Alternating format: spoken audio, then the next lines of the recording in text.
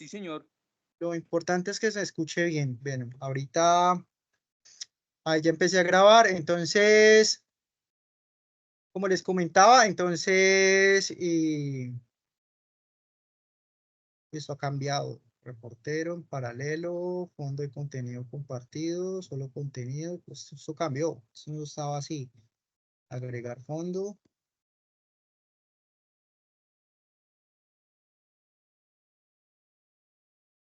Pantalla, listo. Bueno, entonces, como les comentaba, la sesión de hoy nos vamos a enfocar. Es que se me cerró todo.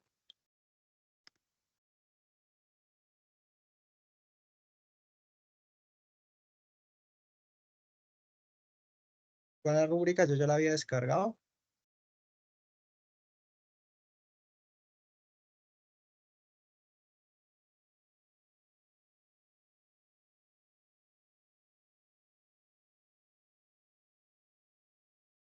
Listo. Entonces, la idea es que en esta sesión, pues como hemos quedado, es como para comenzar a hablar de la sesión que es colaborativa, ¿cierto?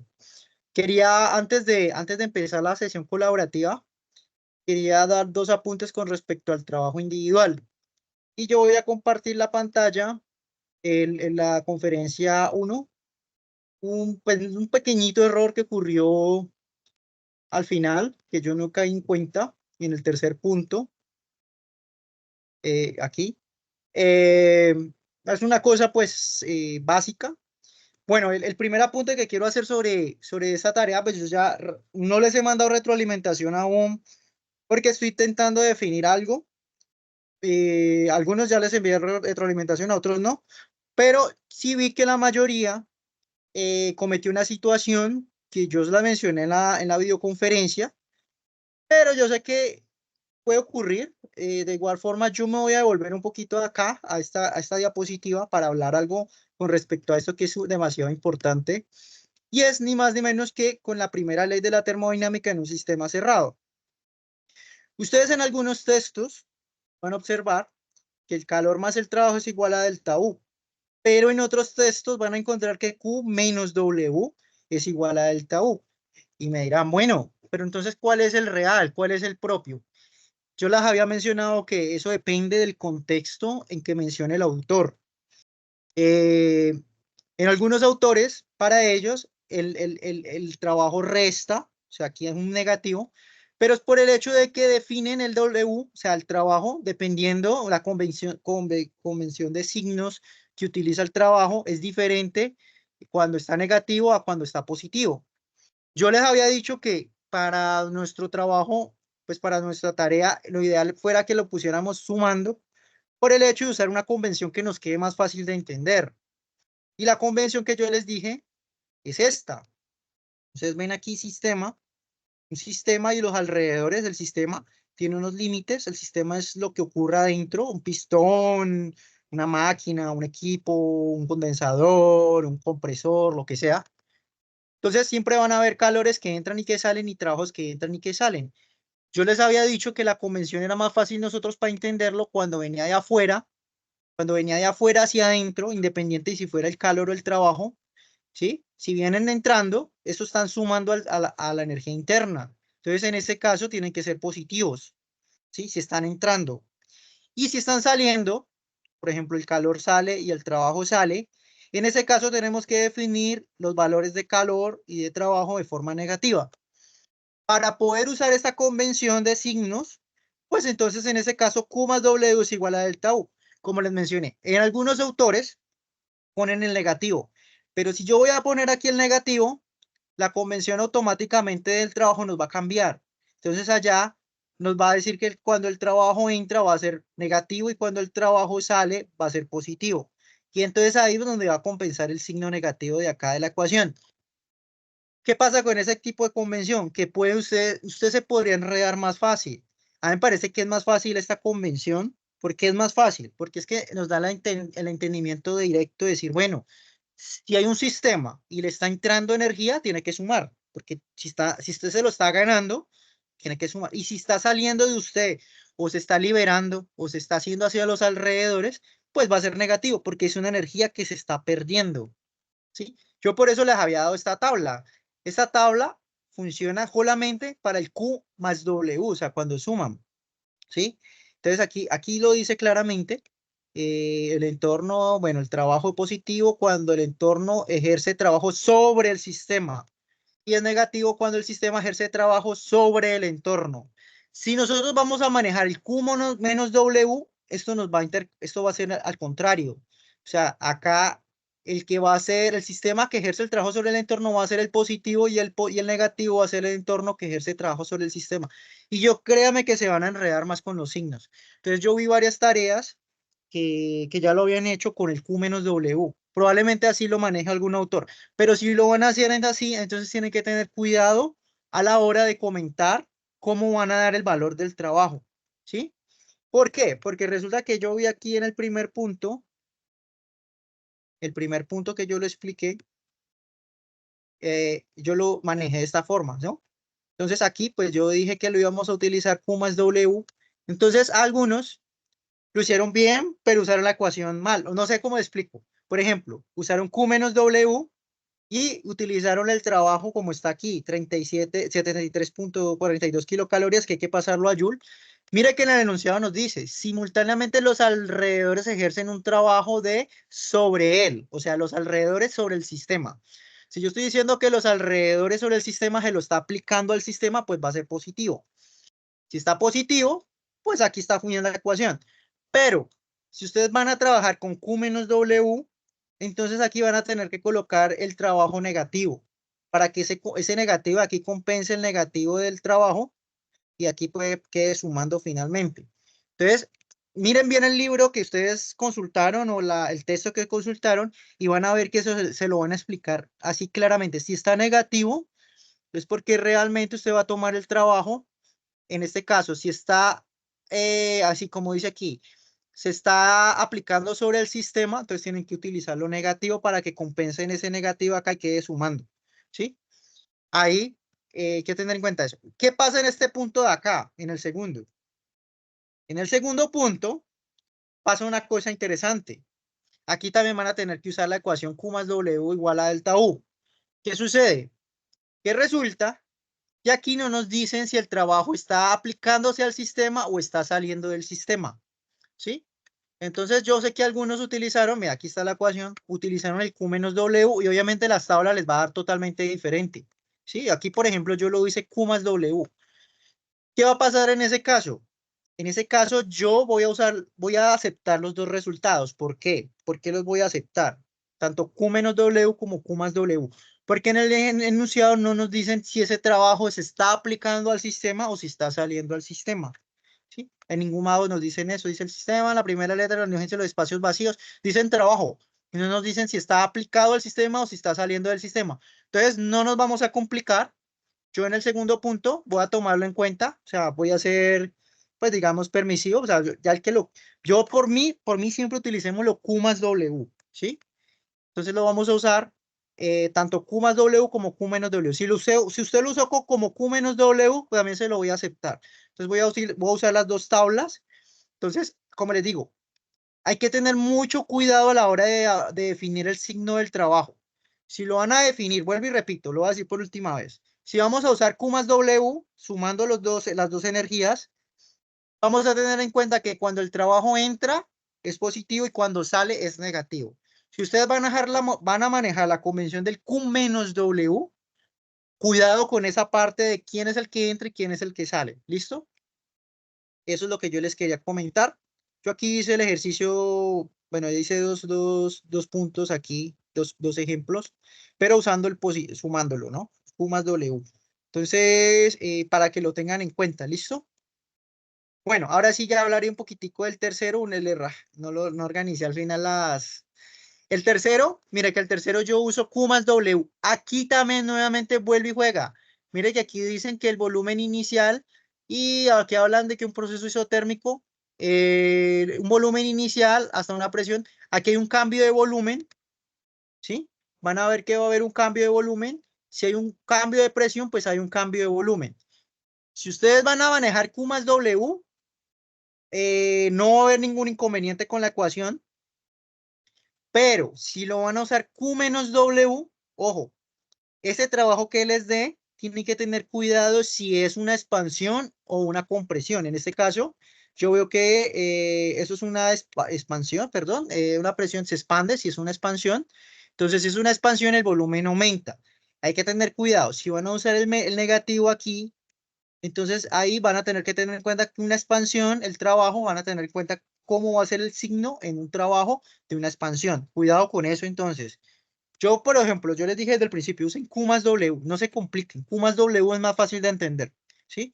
Si yo voy a usar Q más W, estas ecuaciones están perfectas, así tal cual como las estoy planeando. Pero si yo lo voy a usar menos, hay que tener cuidado con el signo, ¿listo? Otra cosita que se me olvidó mencionar aquí, que lo voy a explicar aquí a último momento, que es ese, cometí el error en la diapositiva que mandé, que no lo mencioné en la clase, bueno, en la sesión pasada. Aquí nos dicen que la energía interna específica del gas disminuye. Aquí dice que cuando ustedes se están refiriendo a disminuir, entonces es negativo. ¿Por qué está disminuyendo? Obviamente está disminuyendo. Significa que A2, A1 es mayor que A2. Entonces en ese caso tiene que ser menos 30. Está disminuyendo. Entonces hay que tener aquí cuidado. Yo me había olvidado de mencionar esto. Si él dice que aumenta, es positivo. Pero si está diciendo que disminuye, entonces es menos 30. ¿Sí? Ojo, unos errores que vi que varios cometieron que hay que tener mucho cuidado, que ya lo vamos a hablar de la sesión de hoy, es lo que se llama energía específica. Si ustedes se dan cuenta aquí, energía específica está en términos de energía sobre masa. Algunos llegaron y sumaron energía específica con energía normal. O sea, por ejemplo, joule kilogramo más joule, obviamente hay una inconsistencia. A este joule por sobre kilogramo hay que multiplicarle la masa para dejarlo en términos de energía total. Ya vamos a hablar entonces eso en la sesión de ahora, porque para el punto colaborativo hay que tener en cuenta mucho eso. Entonces, yo voy a empezar hablando un poquitico aquí. Yo voy a un momentico a revisar si está todo. Está Sebastián, Diego y Nelson. Listo, perfecto. Vamos a hablar entonces ahora con respecto a los procesos termodinámicos. Y por eso yo quiero aquí hacer un énfasis importante. Conceptos básicos, propiedades. Ustedes saben que los procesos termodinámicos, pues lo que ocurre es un cambio en las variables y las variables pueden ser presión, temperatura, volumen, masa, viscosidad, velocidad, elevación. Hay muchas variables que se manejan en los procesos termodinámicos. Es importante hacer una pequeña diferencia entre dos tipos de propiedades, unas que se llaman intensivas y otras que se llaman extensivas, ¿sí? Es importante decir que las intensivas no dependen de la masa y las extensivas sí dependen de la masa. O sea, vamos a mirar que en las intensivas estamos hablando de la temperatura, la presión, la densidad, la viscosidad, la velocidad cinemática, la calidad de vapor. Bueno, estas variables intensivas quiere decir que cuando yo cambio la cantidad de masa, ellas van a seguir siendo las mismas. ¿Sí? La temperatura nunca va a cambiar si yo cambio la masa, la presión nunca va a cambiar si yo cambio la masa, o sea, directamente, ¿no? La densidad, la viscosidad, la velocidad, ellas no dependen de la masa directamente. O sea, ellas pueden cambiar con la masa, pero ya en otros aspectos, pero directamente como tal, si usted tiene una olla eh, con una cantidad, una temperatura determinada, bueno, si la profe, pero yo si yo le echo masa, baja la temperatura, pero es que usted aumentó la masa, bueno, un cambio de energía interna, bueno, yo se lo explicaré ahora, pero de todas formas, la temperatura no depende directamente de la masa, ¿sí? Sin embargo, hay otras que se llaman propiedades extensivas que sí dependen de la cantidad de masa y en ese caso, por ejemplo, el volumen directamente. Si usted tiene una cantidad y, y le meto más masa, pues obviamente aumenta el volumen, ¿sí? Y a su vez, otras variables que son importantes termodinámicamente como la energía interna, que yo en algún momento mencioné que la energía interna es la energía que tenían las partículas, ya sea, digamos, internamente desde el punto de vista molecular, rotación, vibración, los electrones dando vueltas alrededor del núcleo, los enlaces, todo eso, si yo sumase todo eso desde un punto de vista macroscópico, podríamos llamarle todo eso energía interna.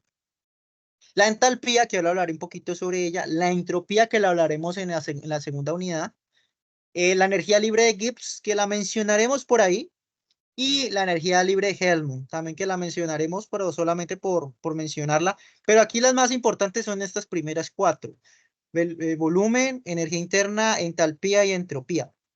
¿Sí? Ellos dependen directamente de la masa. Ojo, aquí vemos que están mayúsculas. Si yo las estoy usando mayúsculas porque estoy hablando que son extensivas y son completas. Cuando yo me refiero completas, entonces volumen, vamos a decir que es en metro cúbico, energía interna en joule, entalpía en joule, entropía joule por Kelvin, energía de Gibbs joule y energía Helmholtz joule, ¿sí? Totales, llamémoslo así. Vamos a definir el estado. Ya habíamos mencionado que el estado es un punto, desde el punto de vista termodinámico, es un punto donde yo tengo un valor exacto de temperatura, presión, volumen, energía interna, entropía, entalpía. Vamos a decir que eso es como una coordenada, ¿sí? Una coordenada.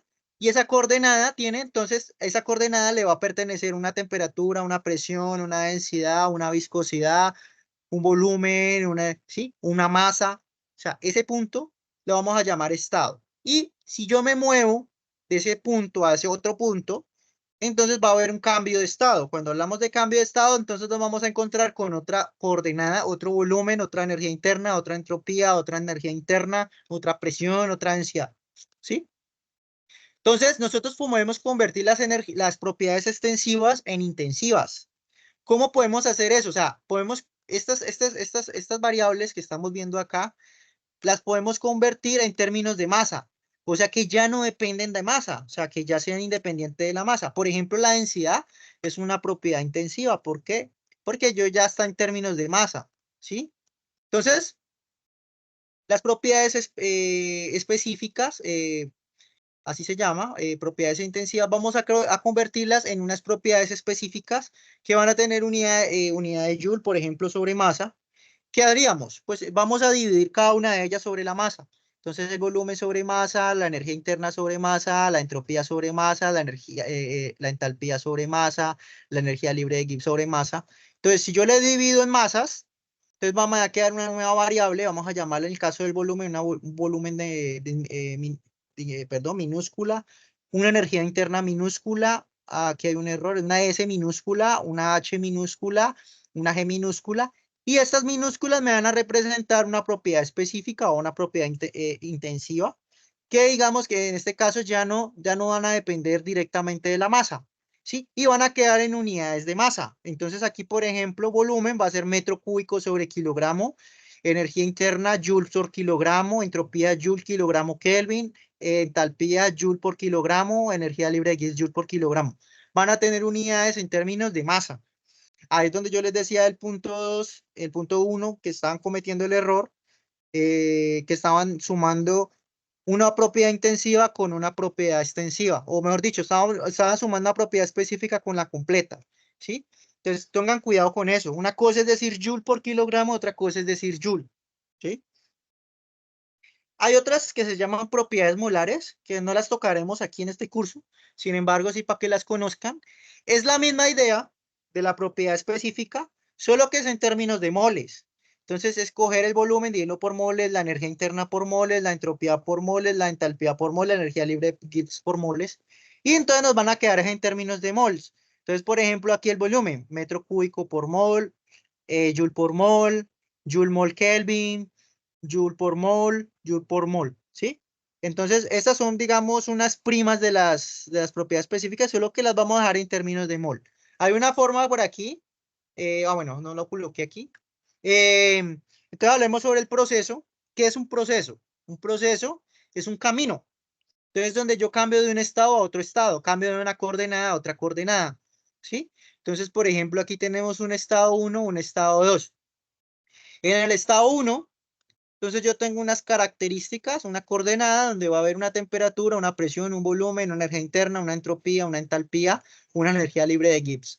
Estas coordenadas, si nos movemos, el proceso nos va a llevar a otro punto, a un estado 2, donde vamos a tener una nueva coordenada, una temperatura 2, una presión 2, un volumen 2, una energía interna 2, una entalpía 2, una entropía 2. Si este trayecto, entonces le vamos a llamar proceso. ¿Sí? Entonces aquí damos un ejemplo. Aquí tenemos un proceso donde es un pistón ¿sí? Lo que hace aquí el pistón es, hace una compresión, ¿sí? Pasa de un volumen 1 a un volumen 2 a una presión 1 a una presión 2.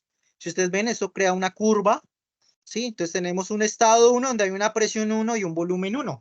Aquí lo estamos haciendo en un diagrama cartesiano, presión-volumen. Estamos ubicando el punto 1 donde hay una presión con un volumen, ¿sí? Una presión 1, un volumen 1, nos vamos a mover a una presión 2 con un volumen 2. ¿Sí? ¿Y qué ocurre realmente físicamente? Pues es una compresión. Si ustedes ven aquí hay un volumen inicial y hay un volumen final, hay una presión inicial y una presión final. ¿Sí? Eso le vamos a llamar entonces un proceso termodinámico. ¿Sí? Una ruta, un camino.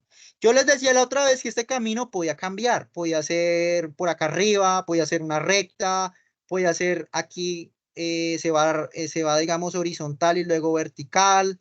Sí, hay varias formas, varias rutas, pero pues digamos que uno busca siempre la ruta más, digamos, más eficiente, entre comillas.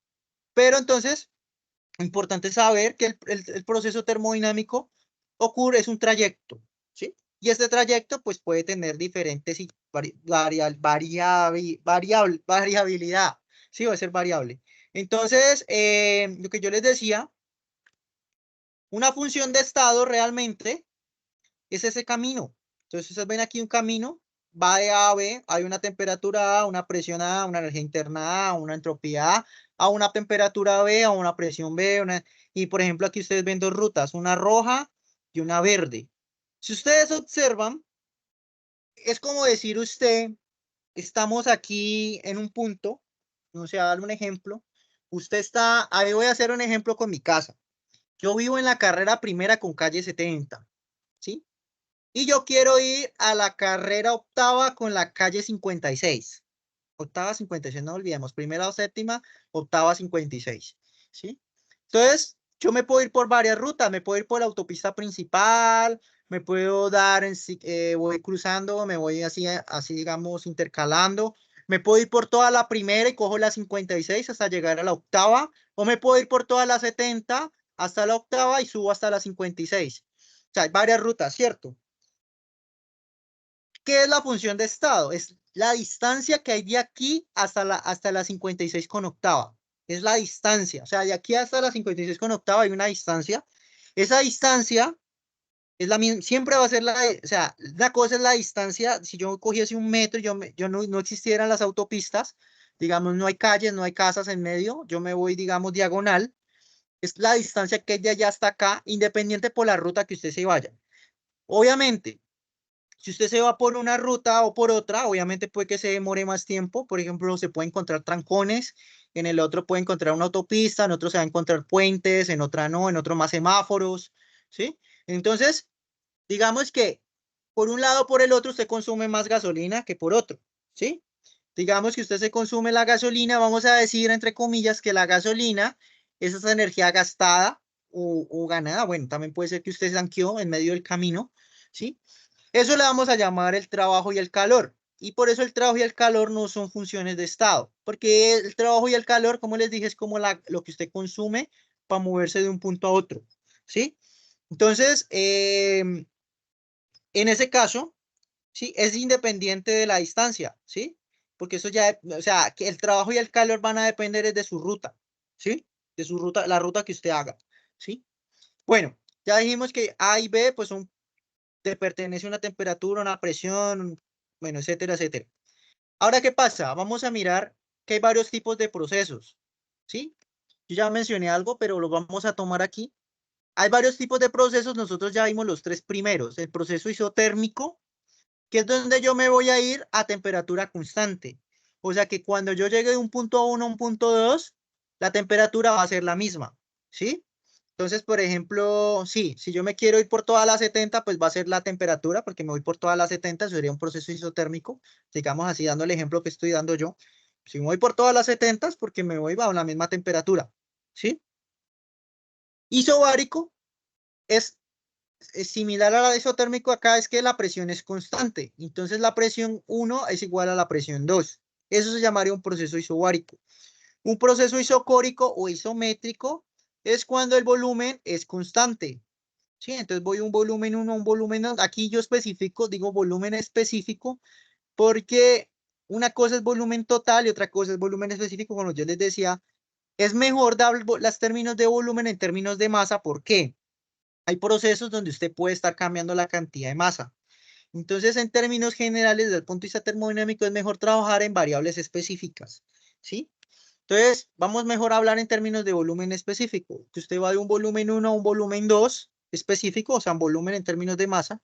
Eso entonces ya un proceso isocórico, ¿sí? Volumen constante. Proceso adiabático es donde no hay flujo de calor, es donde Q es igual a cero, así se llama proceso adiabático. O sea que lo que es igual, en realidad no es ni la temperatura, las temperaturas cambian, las presiones cambian, las energías internas cambian, las entalpías cambian, pero aquí las características especiales de ese proceso adiabático es que el calor es cero, ¿sí? Isoentálpico es cuando la entalpía específica es cero. Ya vamos a hablar un poquito sobre la entalpía.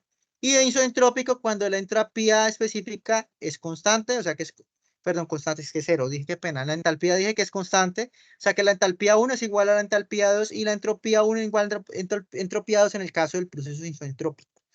Hay otros procesos, hay uno que se llama politrópico, que la verdad no tiene ninguna característica de todas estas, y hay otros, no nos vamos a enfocar solamente en estos, pero me interesa aquí el isotérmico, el isobárico, el isoentálpico y el adiabático.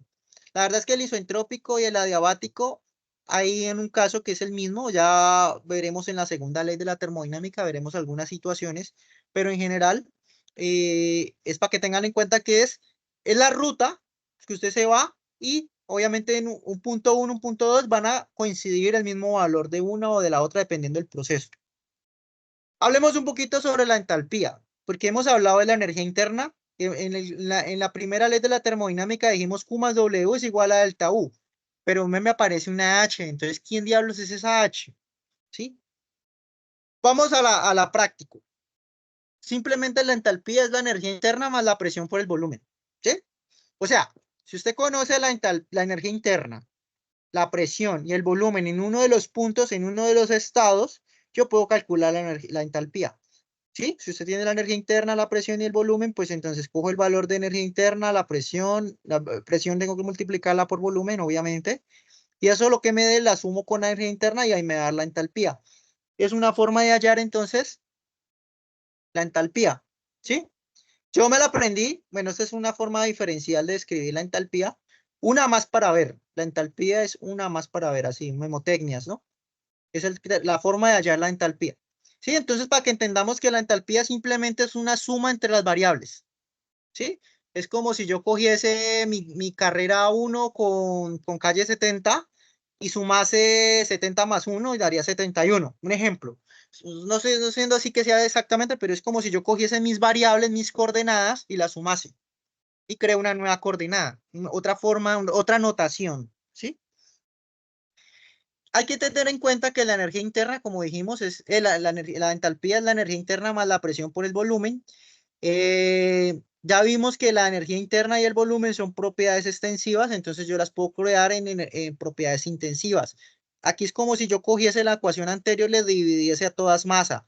Si yo le divido masa a todo, entonces a entalpía le divido masa, a la energía interna le divido masa y al volumen le divido masa y las convierto en intensivas o en específicas.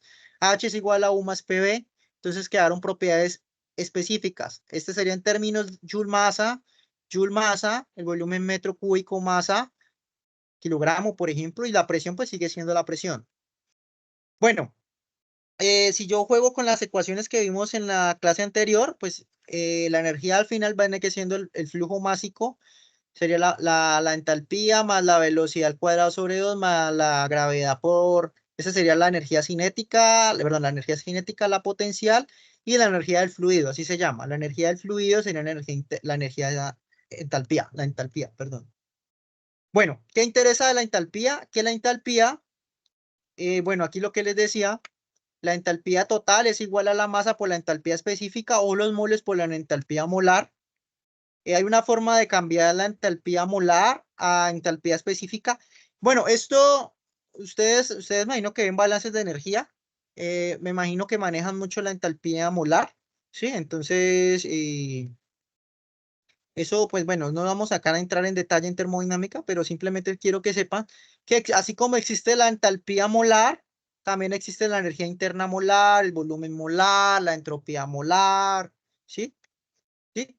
Pero simplemente para que lo tengan en cuenta. Bueno, ¿qué quiero hablar de la entalpía? Algo importante, que hay dos tipos de entalpía, ¿no? Una que se llama calor sensible y otra que se llama calor latente, ¿sí? El calor sensible, ahorita lo vamos a ver con un gráfico, que nos vamos a entender mucho mejor con el gráfico, es simplemente un cambio de entalpía, o sea, hay un cambio de entalpía cuando cambia la temperatura, en el mismo estado. O sea, si yo estoy en estado sólido, es un punto a otro en el mismo estado sólido. Cuando yo cambio la temperatura a un punto a otra temperatura. Entonces, digamos, estábamos a un hierro. El hierro está a 25 grados y luego el hierro está a 70 grados. ¿Sí? Entonces, a 25 grados hay una coordenada, a esa temperatura hay una presión, hay una entalpía. Y cuando está a 70 grados, hay otra presión, otra temperatura, otra entalpía. Bueno, en el caso de un calor sensible hay que tener en cuenta que son procesos isobáricos. Entonces, en el caso del proceso isobárico, entonces en ese sólido, en ese hierro que estoy hablando, la presión es la misma. La presión 1 es igual a la presión 2. La temperatura sí cambia y la entalpía también cambia. ¿Sí? Eso sería calor sensible. Ahorita con el gráfico lo vamos a entender mejor. Y el calor latente es el cambio de entalpía, o sea, es un cambio de entalpía, pero cuando hay cambio de estado.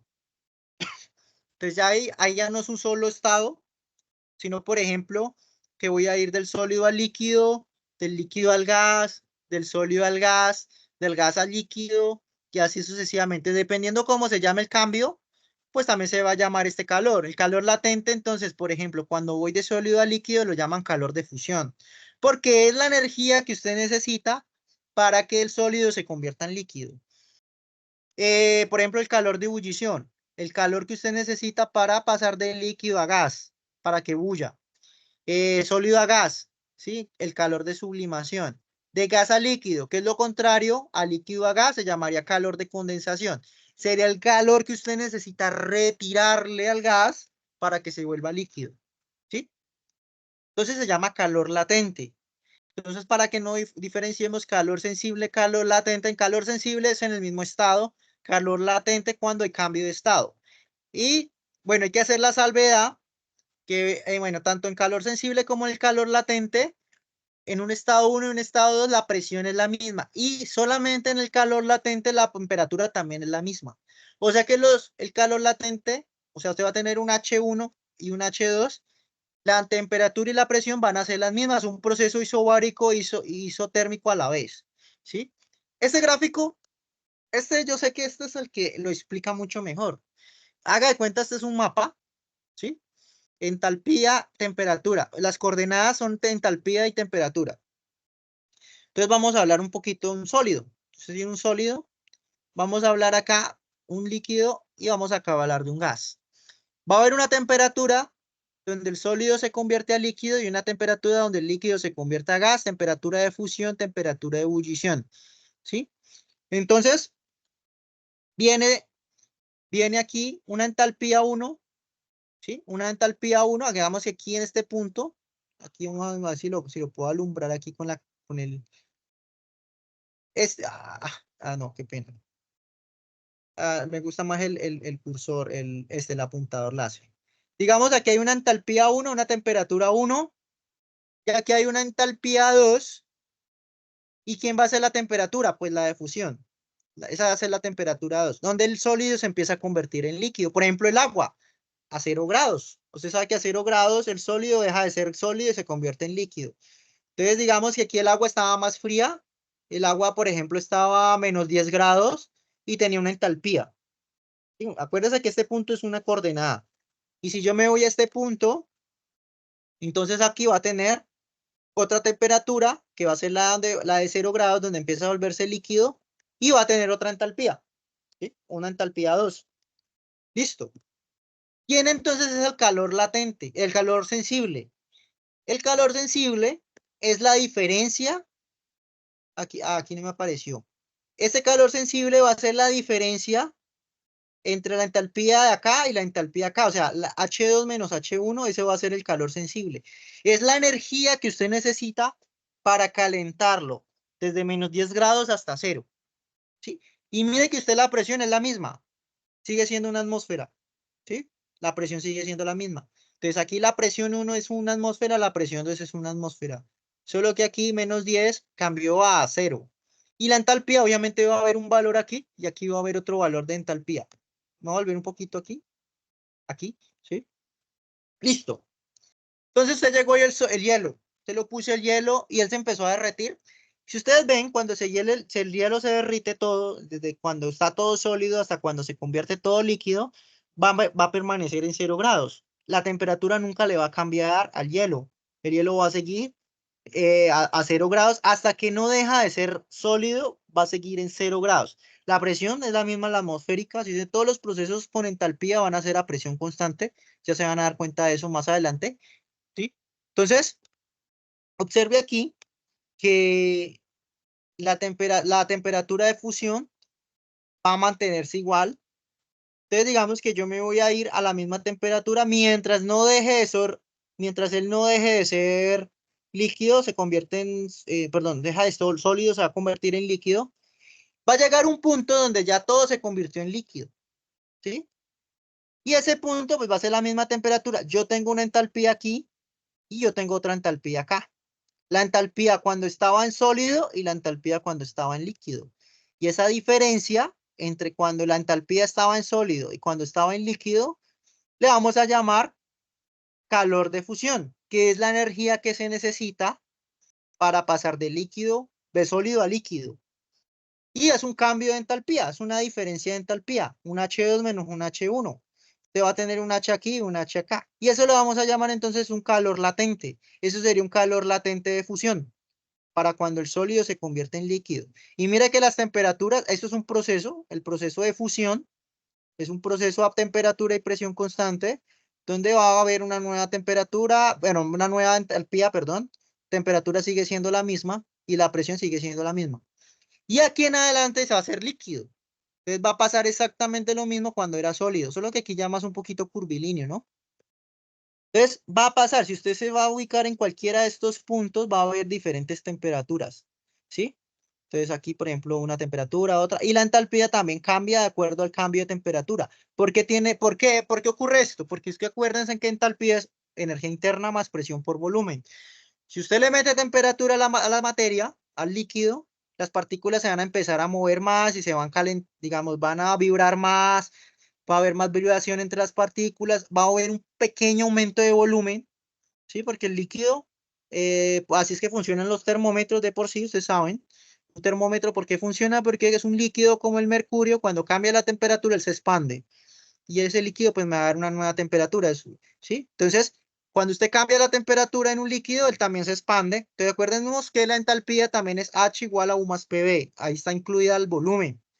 En cambio de volumen, entonces si usted va a cambiar el volumen, pues va a dar una nueva entalpía. Si usted va a cambiar la energía interna, pues va a dar una nueva entalpía. Entonces todo esto van a ser nuevos valores de entalpía hasta la temperatura de ebullición. Cuando empiece a volverse gas el líquido. Ahí es, por ejemplo, en el agua sería 100 grados.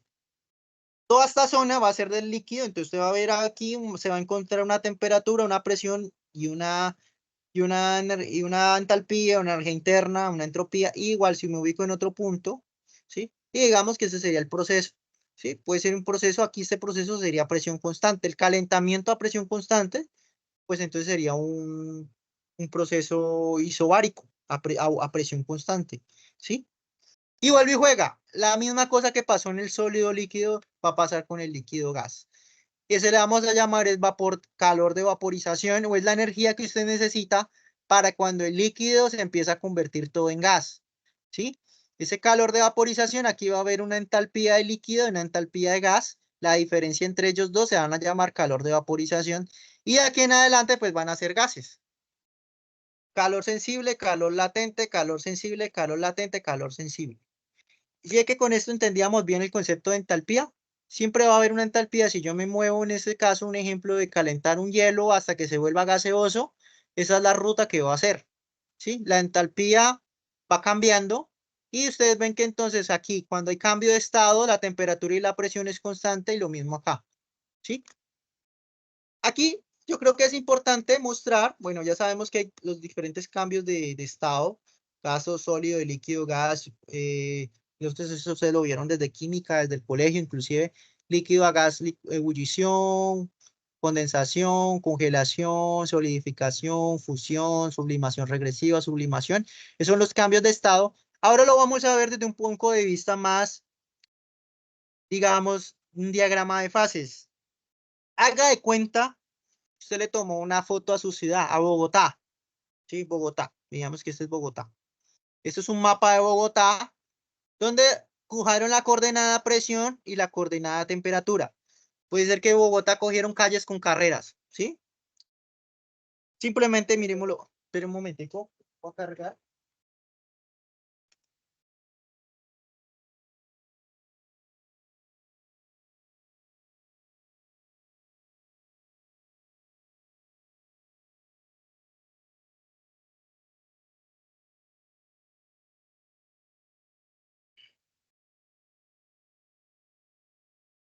Listo. Observen, haga de cuenta que eso es un mapa. Como les dije, un estado termodinámico es un dato, una presión, un volumen, una entalpía, una entropía. Y resulta, haga de cuenta que el estado es un barrio. Entonces, el estado sólido es un barrio, el estado líquido es otro barrio, el estado vapor es otro barrio, ¿sí? Entonces, hay fronteras entre barrios. Puede ser que la frontera entre barrios pueda ser una autopista, ¿sí? Un puente, ¿sí? Haga de cuenta que ese es un río, por ejemplo, un río, puede ser un río, no sé, pero digamos que cada estado es un barrio. Y dependiendo de donde usted esté en un punto, pues va a ser una temperatura, una presión, una entalpía, una entropía. Y ustedes me dirán, profe, ¿yo cómo hago para saber a una temperatura, una presión, la energía interna, la entropía? Entonces, para eso existen unas tablas de sustancias. Estas tablas, en las habas que ustedes han visto y todo, van a aparecer unas tablas. Hay una haba que es de termodinámica que explica cómo usar esas tablas y cómo yo a una temperatura, una presión, una entalpía, una entropía, así como sea, puedo hallar otra presión, otra temperatura, otra presión, ¿sí? O sea, como yo con dos datos o tres, dependiendo del caso, puedo hallar los otros, ¿sí? Hay una cosa que se llama, bueno, que no lo menciono acá, que se llama ecuación de Gibbs, que la ecuación de Gibbs le dice a usted cuántas variables necesita para hallar al resto, ¿sí? Pero yo les voy a resumir la ecuación de Gibbs. Cuando usted está en un solo estado, vapor, sólido, líquido, cuando usted está dentro de este barrio, ¿sí? Dentro de este barrio, por ejemplo, vamos a estar en el barrio vapor, usted necesita al menos dos variables para hallar el resto. Dos. ¿Sí? Cuando me refiero a dos, una coordenada de presión-temperatura. Con usted conocer presión-temperatura, haya la energía interna, la entropía, la entalpía y todo eso. Solo con dos. O usted puede tener la presión y la entalpía, o puede tener la temperatura, la energía interna. Cualquiera de esas que yo les mostré puede tener, pero con tener dos es suficiente para hallar el resto. ¿Sí? Entonces en las tablas, usted llega, o gráficos, porque también hay gráficos, usted llega con un gráfico, usted se ubica. Este, por ejemplo, es un gráfico. Usted con una temperatura y una presión, aquí pueden y me dibujan varias curvas, y con eso usted puede calcular la entalpía, la entropía, la energía interna. Entonces, con las tablas también se puede hacer eso. Ahora les mostraré unas tablas. Y entonces ya dijimos que cada estado, perdón, cada barrio, pues hay una coordenada. Y si usted se quiere mover de un lado a otro, pues va a tener que atravesar el río, la avenida, lo que sea, ¿sí? Por ejemplo, les doy un ejemplo. Usted va de sólido a líquido. Entonces, digamos que esta es una avenida doble calzada. Usted va a entrar a la doble calzada, pues va a tener que dar un retorno en algún punto y se va a tener que devolver para entrar a líquido, ¿sí? Un ejemplo, o un río. Si usted está aquí, esto es un río, entonces usted va a tener que buscar un puente, se va a tener que mover hasta donde esté el puente para poder llegar al líquido, a otro punto en el líquido. Entonces, los procesos termodinámicos son esas rutas para ir de un punto a otro, ¿sí? Así ya creo que me lo entienden mejor. Entonces, eso sería un plano 2D. Y si digamos que a alguien se le ocurriera hacer un mapa de Bogotá, bueno, aquí voy a mencionar este es el del agua. Entonces, ese es el diagrama PV del agua. Hay un punto crítico donde, digamos, el líquido y el vapor ya no se diferencian. el líquido y el vapor, es como si aquí llegase y estos dos barrios se juntaran y formaran un barrio mezclado, llamémoslo así. Sí, hasta aquí es la límite de los dos barrios, llamémoslo. El barrio vapor, o el barrio líquido, el barrio sólido, llamémoslo así. Eh, entonces, hay unas condiciones donde el agua va a estar líquida, el agua va a estar vapor y el agua va a estar sólida. Entonces, por ejemplo, nosotros conocemos la típica agua entre 0 y 25. Entonces, la presión de una atmósfera, si ustedes van a la presión de una atmósfera entre 0 grados y entre 100 grados, todo esto va a estar en estado líquido, ¿sí? A una atmósfera. Pero si yo me voy por debajo de 0 grados, pues nos vamos a encontrar en estado sólido. Y si nos vamos por encima de 100 grados, pues va a estar en estado gaseoso. Si yo cambio la presión, obviamente nos vamos a una presión, no sé, en un planeta donde la presión es muy alta, digamos, no sé, creo que Saturno tiene una presión muy alta. Entonces, si usted tiene una presión, obviamente estas coordenadas nos van a, estas características donde cambia de sólido a líquido y de líquido a gas nos van a cambiar, porque existen estas curvas. Estas curvas hacen que las condiciones de equilibrio, de las condiciones de temperatura y presión, por ejemplo, la temperatura de fusión o la temperatura de ebullición cambia dependiendo la presión, pues nos van a cambiar. Y este punto aquí se llama punto triple donde coexisten los tres estados, sólido, líquido, vapor, ¿sí?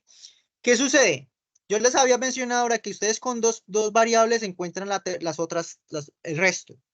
Cuando usted está en el equilibrio viene siendo estas rayas, estas líneas. Aquí ya usted conoce de antemano la presión y la temperatura. Aquí ya usted conoce de antemano la presión y temperatura. Pues yo les mencioné ahora, cuando usted está haciendo cambio de estado, la presión y la temperatura son constantes, ¿no? Ya habíamos dicho eso. Entonces, ya no necesita dos, necesita solo una. Solo con una es suficiente. Cuando hay cambio de estado, ojo. Cuando hay cambio de estado, cuando está en el estado sólido a líquido, líquido a vapor o sólido a vapor, cuando está haciendo esa transición de líquido a gas o de sólido a líquido, usted va a tener es una mezcla de líquido y gas. En esa transición la temperatura y la presión van a ser la misma, ¿sí? Pero sí le van a cambiar las entalpías. Pero entonces hay que tener cuidado que la temperatura y la presión es lo que más coexisten en los cambios de estado. Entonces resulta que en Bogotá hicieron lo siguiente. Alguien se le ocurrió y hablar de la altitud. O sea, tenemos calles, carreras y altitud. Entonces hicieron un diagrama tercera dimensión, ¿sí? Entonces ahora los barrios quedan, digamos que hay lomas, entonces digamos que va, un ejemplo, ¿no? Van a haber lomas, entonces hay una tercera variable que se puede aquí mirar, que es por ejemplo la altitud sobre el nivel del mar. Entonces puede ser que la carrera quinta con la calle décima queda a 300 metros más alto que la carrera 10 con la calle décima. Un ejemplo, estoy dando ejemplos. Entonces, un punto acá, un punto acá. Entonces, aquí, este gráfico se llama un diagrama de fases de en tercera dimensión PVT, presión, volumen, temperatura. Entonces, es simplemente para que sepan que no solamente en 2D, ustedes vieron que en 2D se lo ve plano y es como moverse plano, pero si usted lo mira en 3D, hay lomas. Y si hay lomas, obviamente cuesta más. Por ejemplo, cuando usted consume gasolina, un ejemplo, obviamente usted va a consumir gasolina subiendo una loma que yéndose por plano, ¿sí? Entonces, para que entiendan que los procesos termodinámicos también dependen de las otras variables, ¿sí? Bueno, ahora hablemos un poquito sobre ciclos termodinámicos. Ya nosotros vimos en preámbulo que un proceso termodinámico es cuando nos movemos de un punto a otro, independiente en el estado que esté. Si estamos en estado sólido, líquido, puede que usted cambie de estado, ¿sí? Entonces usted puede que cambie de sólido a vapor, o se mantenga en el estado líquido, o sí, dependiendo como si usted se mueve, pues van a haber cambios de estado. Resulta que vamos a hablar ahorita de los ciclos termodinámicos. ¿Qué es un ciclo termodinámico? Son un conjunto de procesos termodinámicos en los que un sistema sufre una serie de transformaciones partiendo de un estado inicial, pasando por otros diferentes estados y que comúnmente regresa al inicial en forma de ciclo. Yo voy a explicar y de pronto así lo van a entender un poco mejor de qué es un ciclo. Dependiendo del tipo de proceso termodinámico involucrados en el ciclo, dependerá su función y por ello sus respectivos nombres. Entonces, Este es el más común, el más conocido, que es el ciclo Carnot. Yo no le puse nombre aquí. Ciclo Carnot es el más conocido. El ciclo Carnot es un conjunto de 4 procesos termodinámicos. Van a haber 4 puntos, ¿sí? 4 puntos. Haga de cuenta, usted se mueve en su ciudad y usted, digamos, primero parte del norte, va a hacer una diligencia aquí a un banco, luego acá va a, no sé, a almorzar, luego acá va al gimnasio y por eso regresa a su casa, ¿sí? Su casa, las vueltas, el banco, el gimnasio y se regresa a su casa. Llamémoslo así, el ciclo, eso sería un ciclo termodinámico. Su casa, el banco, perdón, sí, donde su trabajo, el banco, el gimnasio va a tener unas coordenadas, ¿sí? Entonces se va a mover desde su casa acá a su trabajo aquí, pues va a haber una ruta, de aquí a acá va a haber otra ruta, de aquí a acá va a haber otra ruta y otra. Esta ruta, pues es el proceso termodinámico. Esos procesos, ya mencioné, pueden ser isotérmicos, isobáricos, adiabáticos, isoentálpicos, ¿sí? Entonces, el ciclo Carnot dicen que es el más eficiente porque, digamos, de cierta forma es el que mejor trabajo, mejor aprovecha el trabajo a partir del calor. Entonces hay una expansión isotérmica. Entonces, entre 1 y 2 es una expansión isotérmica. ¿Por qué expansión isotérmica?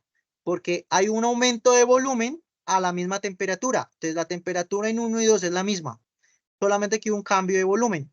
Entonces en 1 va a haber una temperatura, una presión, una entalpía, una entropía, ta, ta, ta, ta. Lo mismo en 2. ¿Qué va a ser común 1 y 2? Pues la temperatura. La temperatura de 1 es la misma temperatura de 2. ¿Sí? Listo. Ese sería el primer proceso. Luego va a haber un proceso entre 2 y 3. Entre 2 y 3 se va a llamar expansión adiabática. ¿Qué sucede en la expansión adiabática? Pues que el calor es cero. ¿Sí? Eso ocurre en la expansión adiabática. El calor es cero. O sea, no hay transferencia de calor. ¿Sí? Haga de cuenta, una forma de explicarlo es, por ejemplo, usted se va a bajar una loma en su moto o en su carro. Y usted apaga el carro, deja que él baje por la gravedad. ¿Sí? Y usted no va a consumir gasolina, porque usted no lo prende. Usted deja que el carro se vaya en neutro y solamente va frenando, ¿sí? Y no consume gasolina. Haga de cuenta, es un proceso donde no hay consumo de calor, ¿sí? Entonces, ese proceso le van a llamar proceso adiabático, es una expansión, ahí continúa habiendo cambio de volumen. Mire, ahí va a haber un volumen 2, va a cambiar a un volumen 3. Y las temperaturas sí van a cambiar. Va a haber una temperatura 1 a una temperatura 2 y va a haber una presión 1 a una presión 2. Va a haber unas coordenadas diferentes, solo que aquí en este proceso, pues el calor es cero. Luego viene un proceso de compresión isotérmica, donde obviamente va a cambiar el volumen, va a disminuir, va a haber un volumen 3, va a haber hasta un volumen 4, pero la temperatura va a ser la misma, solo que esta temperatura ya es diferente a la temperatura de antes, ¿sí? Temperatura. Entonces aquí hay un proceso isotérmico de temperatura igual. Y ya cuando va de 4 a 1, se está regresando a su casa, va a haber otro proceso que se llama compresión adiabática, donde va a haber un volumen 4 hasta el volumen inicial, ¿sí? Se va a adiabático, pues porque el calor es cero, ¿sí? Entonces, digamos que mira, aquí muestran un ejemplo físico de cómo funciona un ciclo Carnot, expansión isotérmica, expansión adiabática, sigue expandiéndose, solo que ahora con calor cero. Lo aquí se comprime cuando la temperatura es la misma y acá se comprime cuando el calor es cero y ya después regresa nuevamente una expansión. Y ese sería un proceso isotérmico, perdón, un ciclo de Carnot, ¿sí? Así como vimos esto, siempre van a ver la idea de los ciclos en general, oigo que en general porque hay otros ciclos más complejos, son 4 puntos, 4 procesos.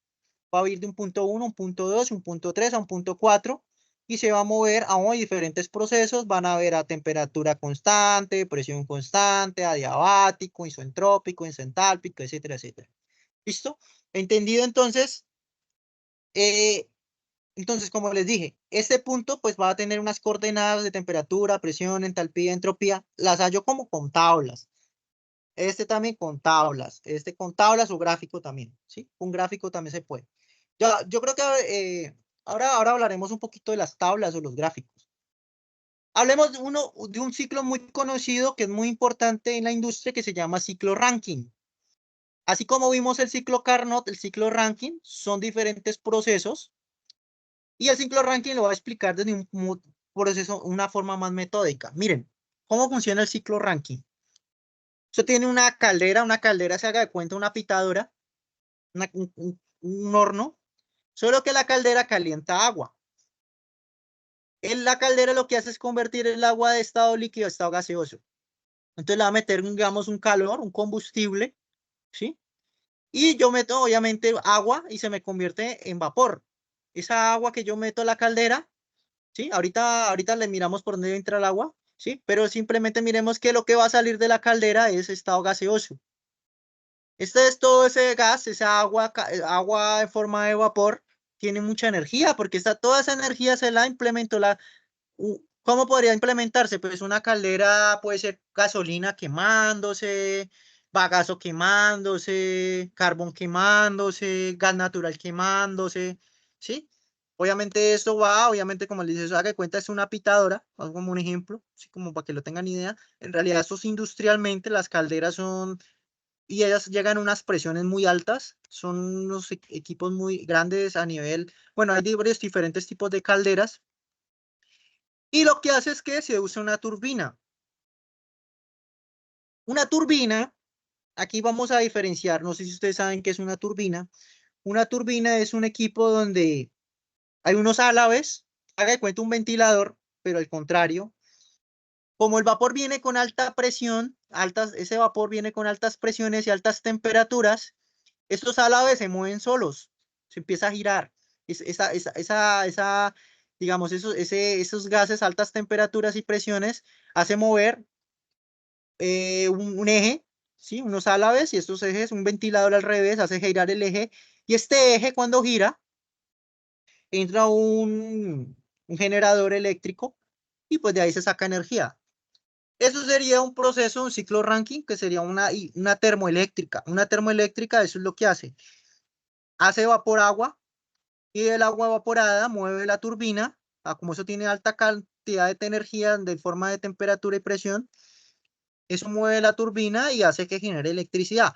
Las turbinas hidráulicas, que las que ustedes escuchan más, que ustedes saben cómo funcionan las turbinas hidráulicas, son las que funcionan a base de agua por caída de presión. ¿Qué hacen? Pues cogen un río, hacen una represa, esta agua está a altas temperaturas, perdón, es que altas temperaturas. El agua está represada, disculpa. Usted represa el agua y usted ve que esta agua represada en la parte inferior tiene mucha presión de la misma energía potencial que tiene, sí, y de la corriente también que viene el río. Entonces, esto hace que se mueva una turbina hidráulica. Y la turbina hidráulica es casi el mismo diseño de una turbina de vapor, solo que pues obviamente se da la versión de otro material. Entonces, obviamente por la fuerza del agua, se mueve también, hace girar un eje, hace que un generador produce energía eléctrica. Esas serían las hidroeléctricas. Aquí es una termoeléctrica que funciona con vapor de agua. Listo. Después de ese vapor haber hecho su proceso ahí, la turbina, resulta que la turbina, eso genera un trabajo, porque dijimos que esto gira, ¿sí? A veces, pero pues podríamos decir que puede que se condense un poquito ese vapor, digamos que no se condensa, entra un condensador, ¿sí? Un condensador es un equipo que retira, digamos, la energía que no pudo retirar la turbina, entonces el condensador lo que se va a encargar es que va a hacer que toda la parte gaseosa o vapor que no se pudo aprovechar, pues entonces se vuelva líquido de nuevo, se vuelva líquido, se condense. Aquí obviamente tengo que retirar energía porque obviamente hay una condensación. Entonces, digamos, pasa de estado vapor a estado líquido y aquí se vuelve líquido. Entonces, este líquido ya es agua líquida, ¿sí? Que se utilizó en la caldera, en la turbina, para aprovecharla. ¿Qué hago? Le meto presión. Entonces le meto presión en forma de trabajo. Esto es como el líquido, una bomba eléctrica. Sí, ustedes conocen las electrobombas, las bombas que hacen como desplazar el agua de un punto a otro, es la misma idea. Entonces aquí lo que hacemos es aumentarle la presión a esta agua líquida, ¿sí? Para mandarla a la caldera, ¿sí? Esta agua a presión entra a la caldera para que nuevamente sea evaporada y vuelva otra vez a la turbina, vuelve y se condensa. Y esto por eso es que se le llama ciclo. ¿Sí? El agua está retornando aquí. ¿Sí? Esto le vamos a llamar entonces ciclo Rankine.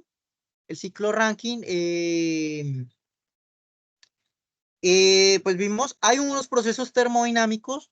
La caldera es un proceso, la turbina es un proceso, el condensador es un proceso, la bomba es un proceso. Y entonces vamos a ver cómo vamos a definir esos procesos. Aquí explico caldera. Aporta el estado termodinámico al fluido por una combustión externa al ciclo. El líquido generalmente entra subenfriado y sale como vapor saturado sobrecalentado. Turbina. Proporciona potencia mecánica del ciclo. El vapor se expande hasta la presión de condensación. Si se requiere energía eléctrica, va acoplado a un generador. El fluido condensador, el fluido que normalmente se mezcla de fases de condensado a líquido saturado. Bombas, eleva la presión del fluido líquido para ser enviado a la caldera. Vieron que hay 4 equipos.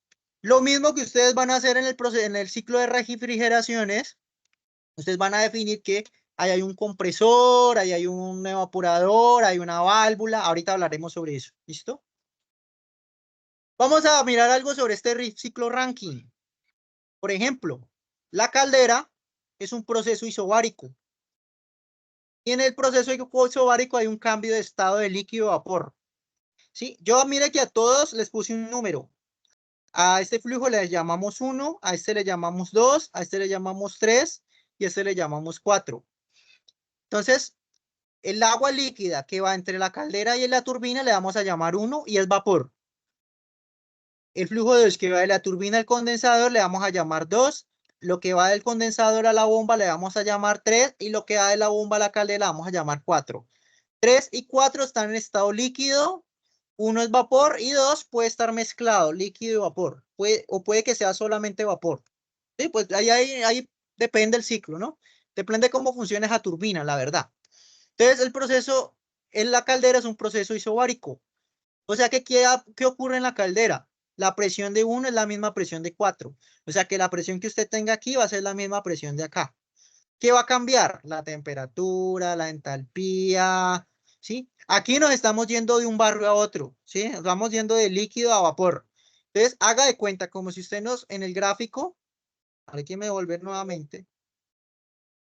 Si usted como si fuese, si usted mirara aquí, es como si usted se está yendo de estado líquido hasta vapor. Se está yendo de un punto que está por acá adentro a otro punto que está por acá, ¿sí? Y entonces, obviamente, hay una ruta que es a presión constante. Eso es lo que me dice el... Ahora miramos el dibujo, ¿sí? Está yéndose a presión constante, pero está cambiando el estado, ¿sí? La turbina, ojo, la turbina puede ser un proceso adiabático, donde el calor es cero, o proceso isoentrópico, donde la entropía, aquí era S1 igual a S2, lo va a corregir de una vez.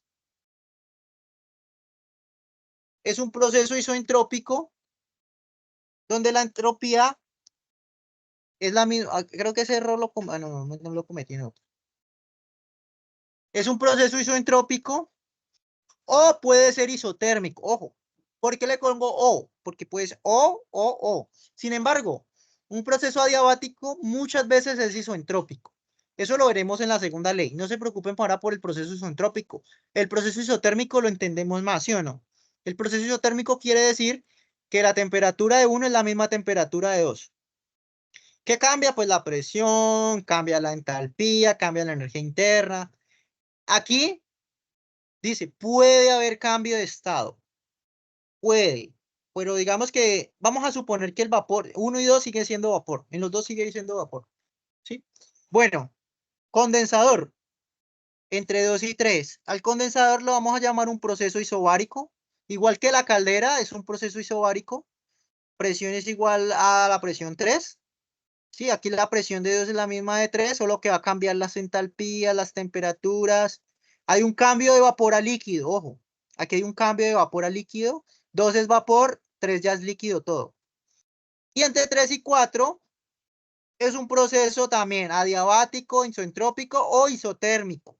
Vamos a suponer que las temperaturas, aunque ahorita vamos a mirar una cosa interesante entre 3 y 4. ¿sí? Listo. Ese es el gráfico del ciclo. Aquí se les ocurrió graficar temperatura con entropía, ¿sí? Miren, el ciclo, si ustedes ven aquí, por ejemplo, o entre 1 y 2 es isentrópico. Aquí suponieron que la turbina es isentrópica. La entropía es la misma. Entre 2 y 3 es isotérmico. Perdón. Bueno, isotérmico, ahora faltó decir eso. Aquí debía haber colocado, aquí debía haber puesto una nota. Nótese que el condensador hay un cambio de estado. Y aquí cuando hay cambio de estado, en los cambios de estado, acuérdense que yo lo mencioné atrás, los procesos isobáricos también son isotérmicos.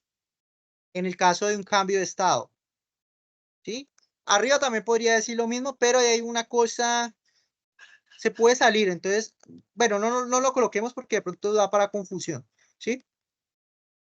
Bueno, y pues entre 3 y 4 y bueno, listo. Eso sería un ciclo ranking. Vamos a mirar los datos. Entonces, por ejemplo, alguien tomó datos de un ciclo ranking. Miremos estos datos, analicemos esta tabla. Entonces, miremos. El punto 1. En el punto 1 dice que hay 1.73 kilogramos por segundo. Ese es el flujo de 1. Ese no lo mencioné, bueno, es importante que me lo mencione ahora. Le vamos a llamar porcentaje de calidad. ¿Qué significa el porcentaje de calidad? Es que tan gaseoso está una sustancia. Entonces, 1 quiere decir que está 100% gaseoso. ¿Sí? Entonces, este flujo 1 está 100% gaseoso. Ahora miremos 2 y 3. Ahora los miramos. Está a 350 grados centígrados, está a 40 bares, está a 15.04 kilogramos por metro cúbico, tiene una entalpía de 30.933 y tiene una entropía de 6.58. Usted me dice, profe, ¿de dónde sacó estos datos? Acordémonos que yo les dije que usted con 2 puntos haya el resto. Les voy a mostrar una tabla. Bueno, la tabla de vapor sobrecalentado.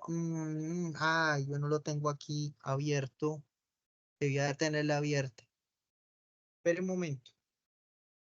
Vapor sobrecalentado. Momento. Es que no tengo el disco duro aquí. Fisicoquímica. Vamos a buscar algo. Vamos a hacerlo fácilmente. Vamos a buscar tablas, vapor. Es que mi teclado está fallando. Espera un momento.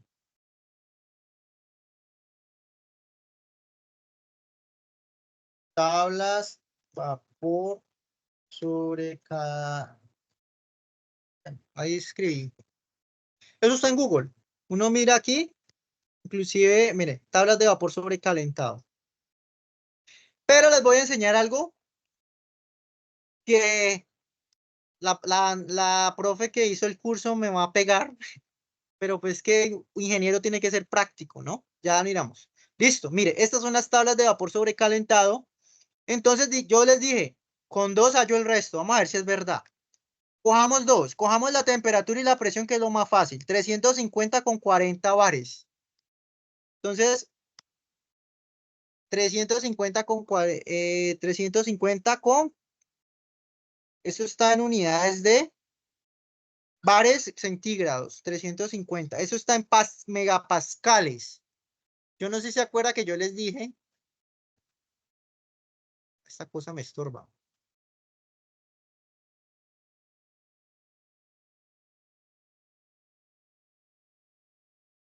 40 bares en megapascales.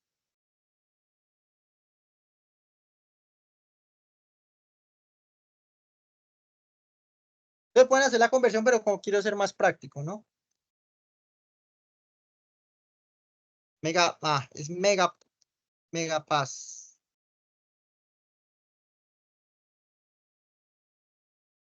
Ya. 40 bares son 4 megapascales, ¿listo? Pues verdad, no me acordaba. Listo, 4. Entonces miremos cuando es 4. ¿Esos son los de sobrecalentado? Sí.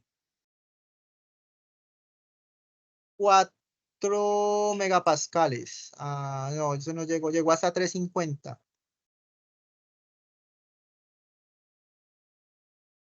Sí, aquí está. 4 megapascales, véalo. 4 megapascales con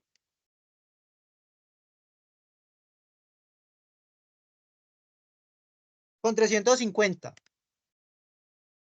Listo. Yo les voy a hablar sobre 350 con 4 megapascales. Está aquí. Miren, miren, aquí está. No sé si alcanzan a ver. Yo le voy a aumentar. No se puede aumentar tamaño. Sí. Mire, mire, aquí está.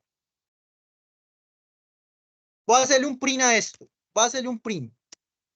Y voy a mandar. Ahí, ahí. Mire, aquí. Este es el que nos interesa, ¿cierto? Mire, me da el volumen, me da la energía interna, me da la. Mire, no sé si se están viendo. Vamos a hacer una cajita invisible.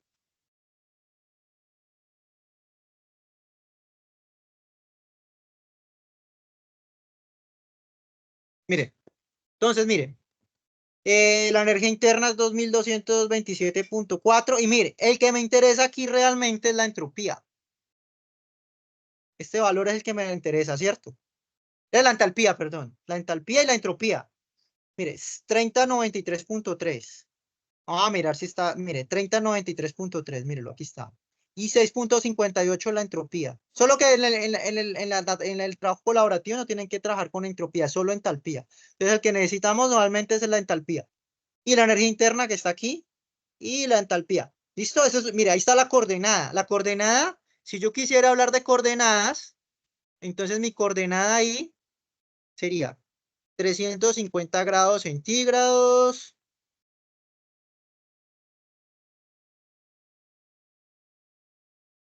¿sí?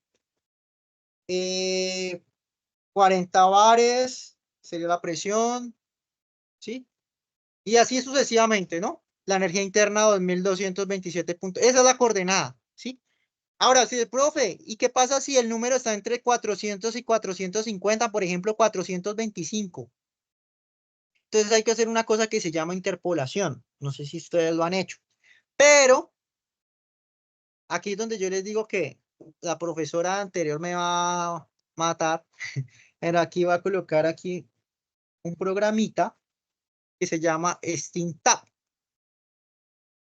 Ya las tablas más mandadas a recoger, no sé si sabían, las tablas están mandadas a recoger y hoy en día, hoy, el día en día, el día a día hoy en el mundo, son los programas, los computacionales, ¿sí? Y les voy a mostrar este programita, se los voy a compartir luego a ustedes, se llama SteamTab, es súper liviano, usted lo encuentra en Google, se llama SteamTab, se coloca aquí Steam, disculpa mi teclado está mal, SteamTab, velo aquí, SteamTab, usted lo descarga, usted entra aquí, lo descarga, aquí está, mire, es gratis, download y lo descarga.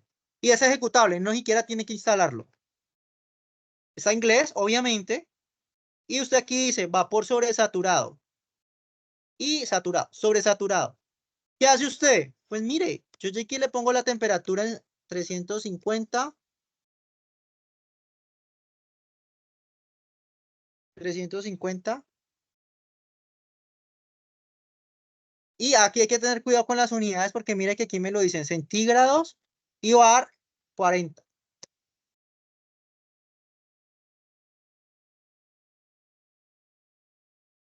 Ya ve que el problema no es el teclado, es la programación. Listo, calcular. Mire, entalpía. Mírela aquí, energía interna. ¿Sí? Mire, esto le ahorra el trabajo de estar buscando en una tabla. Como les dije, yo sé que es importante usar las tablas pero hay que evolucionar. Y yo siempre he dicho, yo soy de los de la nueva generación diciendo, no, tenemos que aprender a manejar las herramientas computacionales, porque un ingeniero tiene que ser práctico. Usted se imagina, le pidieron un dato, una información y se pone a buscar en tablas, se va a demorar. Entonces, si usted lo busca aquí, es mucho más fácil. Si ustedes van a trabajar con el programita, les pediría el favor que ustedes mencionen eso y hagan un print al menos de esto, por ejemplo, aquí. Un print de que lo sacaron de aquí, ¿sí? Por ejemplo. Listo. Y mire qué otra cosa, mire. Usted, bueno, ¿te acuerda que yo les dije que usted busca con dos coordenadas? Y si yo llego y yo cojo, por ejemplo, entonces, temperatura con entalpía o presión con entalpía, entonces yo puedo, por ejemplo, coger presión y entalpía y encuentro el resto. Entonces, por ejemplo, digamos 40 y la entalpía, ¿cuánto es que es? Vamos a hacer lo mismo, pero al contrario. 3093.3. 3093.3. Mire, me tienen que dar las mismas coordenadas. Mire, temperatura. Bueno, aquí dio 497. Bueno, aquí se dio raro. Ah, es que esa es energía interna, entalpía, disculpa. Aquí, entalpía, mire. Entalpía, temperatura 350. Densidad, mire, 15.044. Energía interna, 28.27. Entropía, 6.58. ¿Sí ven? Entonces, las tablas, hoy en día, pues las tablas, inclusive ni siquiera este programita. Usted busque aquí en Google, tablas online, tablas de vapor.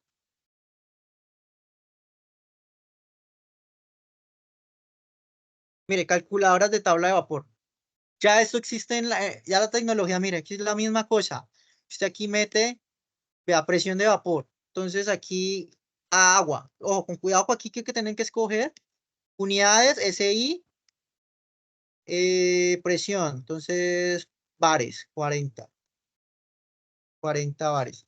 Aquí creo que es desaturado, si no estoy mal. Bueno, aquí es saturado. Realmente aquí es saturado. Ya hablaré sobre eso. Ya voy a para allá.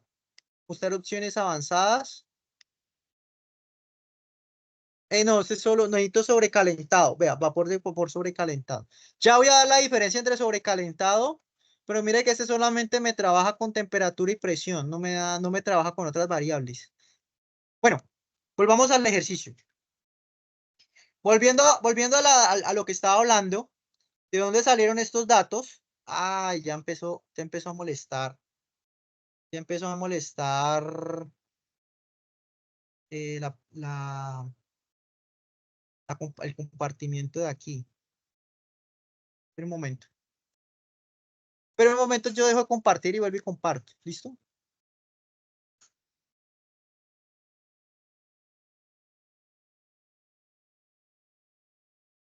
Listo.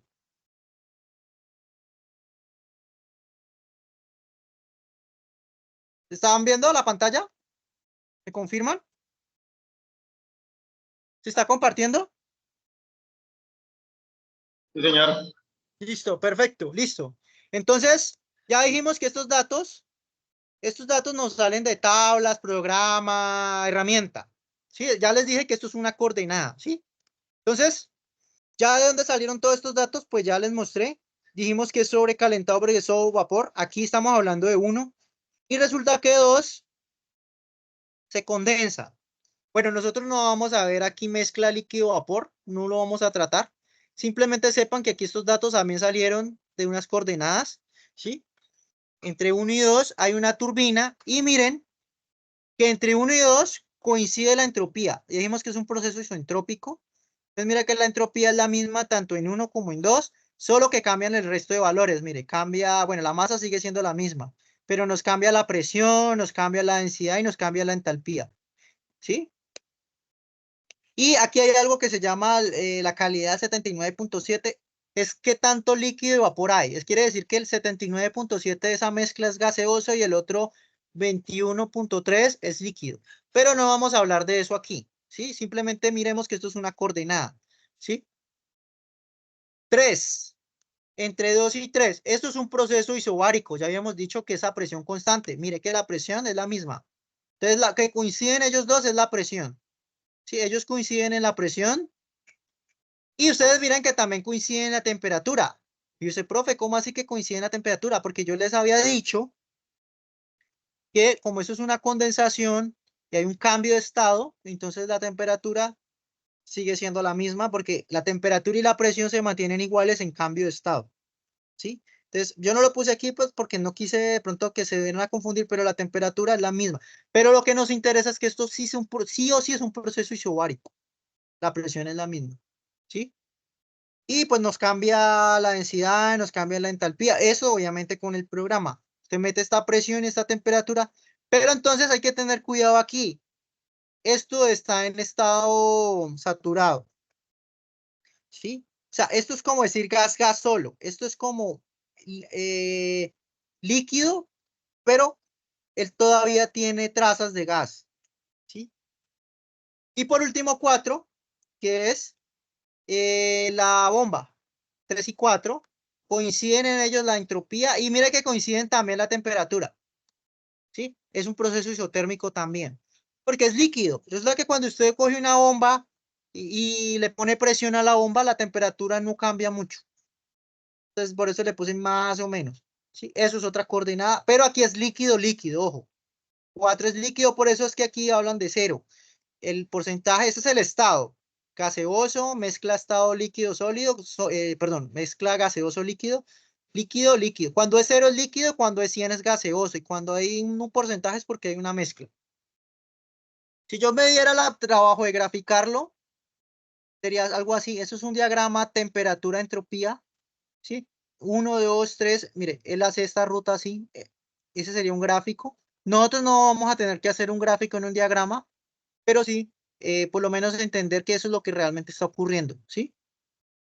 Ese sería un ciclo llamado ciclo Rankine. Un proceso, eso sería una serie de procesos termodinámicos que tenemos, la caldera, la turbina, la bomba y el condensador. Ahora, te dirán, profe, yo puedo calcular este calor que entró aquí, este trabajo que salió acá y este calor que entró acá. Sí, ¿cómo lo hago? Muy fácil. Y se van a dar cuenta que es lo más fácil del ejercicio. Resulta que ellos tienen un cambio de entalpía. Entonces, el cambio de entalpía es la energía que está entrando o saliendo. ¿Cómo así, profe? Sí, mire, el calor es la diferencia entre la entalpía que sale menos la entalpía que entra. Y usted dice, bueno, ¿de dónde salió esta ecuación? Esta ecuación no la dieron, siempre ha existido esta ecuación, solo que ya nos vamos a devolver un poquitico a la clase pasada, bueno, a la reunión pasada.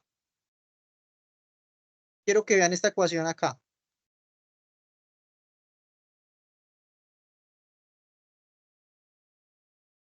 Bueno, esta. Ah, bueno, no, no, no, la vimos hoy. La vimos hoy, qué pena. La vimos hoy, la vimos hoy, la vimos hoy al principio.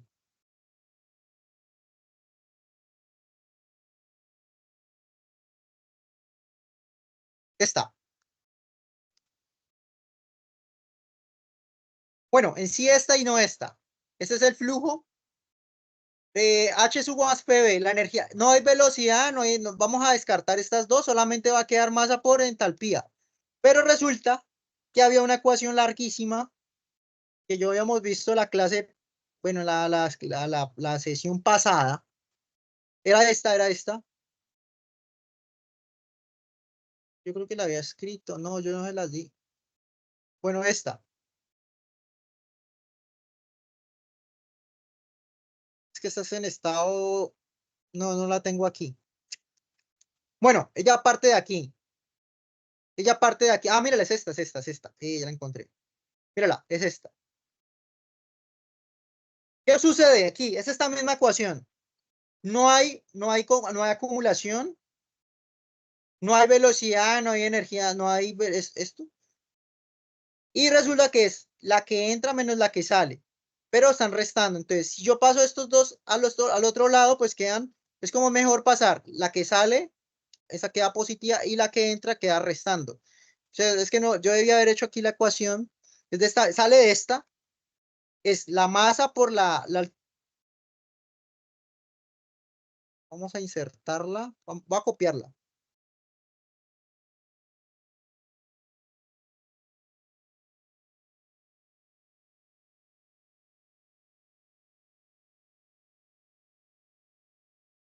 Estamos en el ciclo, ¿no?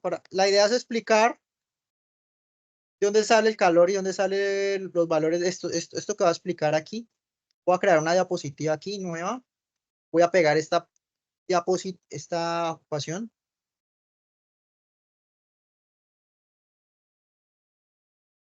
Le voy a aumentar el tamaño o ponerle unos.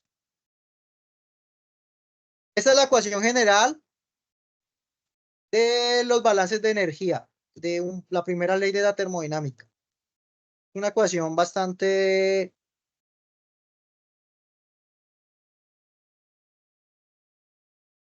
Listo. Entonces vamos a eliminar. Voy a eliminar factores. Vamos a decir que no hay acumulación, no hay velocidad. Ay, ay, ay. Vamos a decir que no hay...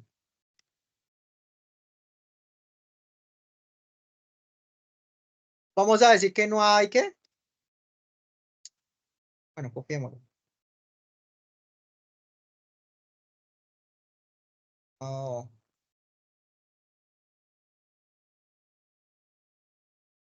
Ah, ya lo quería hacer era eliminar esta. Aquí. No hay velocidad, no hay posición. Vamos a decir que no hay energías cinéticas. No hay...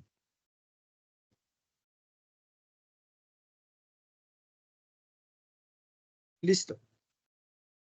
Entonces, esta misma, copiándola, voy a pasar,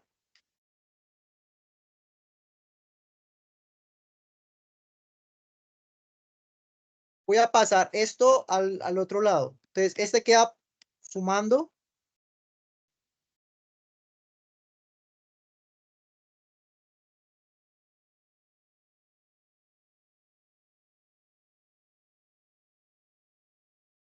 Mi teclado está muy malo. Y este queda restando. Yo le cambio el tamaño.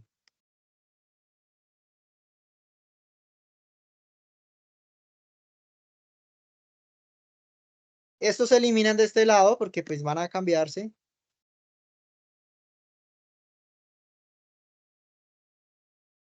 Y le vamos a quitar la velocidad.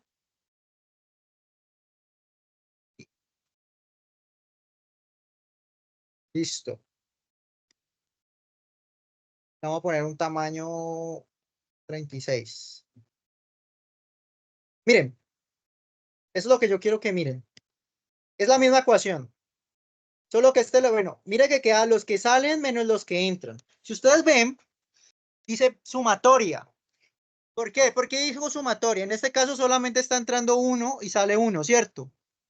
Porque puede que entren varios y salgan varios. Pero como nosotros en el ciclo solamente vemos entrando uno y saliendo uno, entonces no nos vamos a complicar, ¿sí? Entonces, mire, el trabajo la energía, perdón, el trabajo y el calor, por eso yo les decía lo de los signos, por eso yo lo pongo más o menos, ¿sí? Y el que sale menos el que entra. Pero como la masa es la misma, yo puedo factorizarla. Entonces aquí es donde ya sale esta expresión, es para que sepan de dónde sale. Entonces, en el caso de la caldera, no hay trabajo, en la caldera no hay trabajo porque ya no está empujando nada ni nada, no hay movimiento. Es la masa del H4, del H1, que es el que sale menos el que entra, ¿sí? Solo reemplazo los valores H4 menos H1 por la masa que es 1,73 y ahí ya me da el calor que va entrando a la caldera, que son 5.000 kilojoules por segundo. El trabajo en la turbina. Vamos a suponer que, como dijimos que la turbina es un proceso bueno, ya habíamos dicho que aquí es isoentrópico. Después demostraremos que el proceso isentrópico es adiabático también. Entonces no hay calor, no hay calor. Entonces es el H2 menos el H1 del trabajo, ¿sí? Entonces el H2 menos el H1 ya se hallaría el trabajo de la turbina. Y yo no hallé más, solamente hice esos dos, ¿sí? Pero mira que solamente restar el que sale menos el que entra. Entonces aquí está la explicación aquí la podría, digamos, para que quede clara la ecuación. Esta es la ecuación general, vamos a poner una más reducida para que sepan de dónde vienen todos esos términos. Entonces vamos a poner M, H que sale, menos H que entra.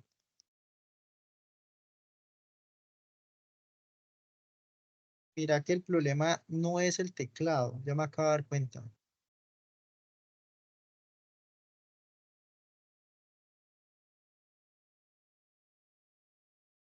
Esa es la ecuación de donde sale el cálculo del trabajo y el calor, ¿sí?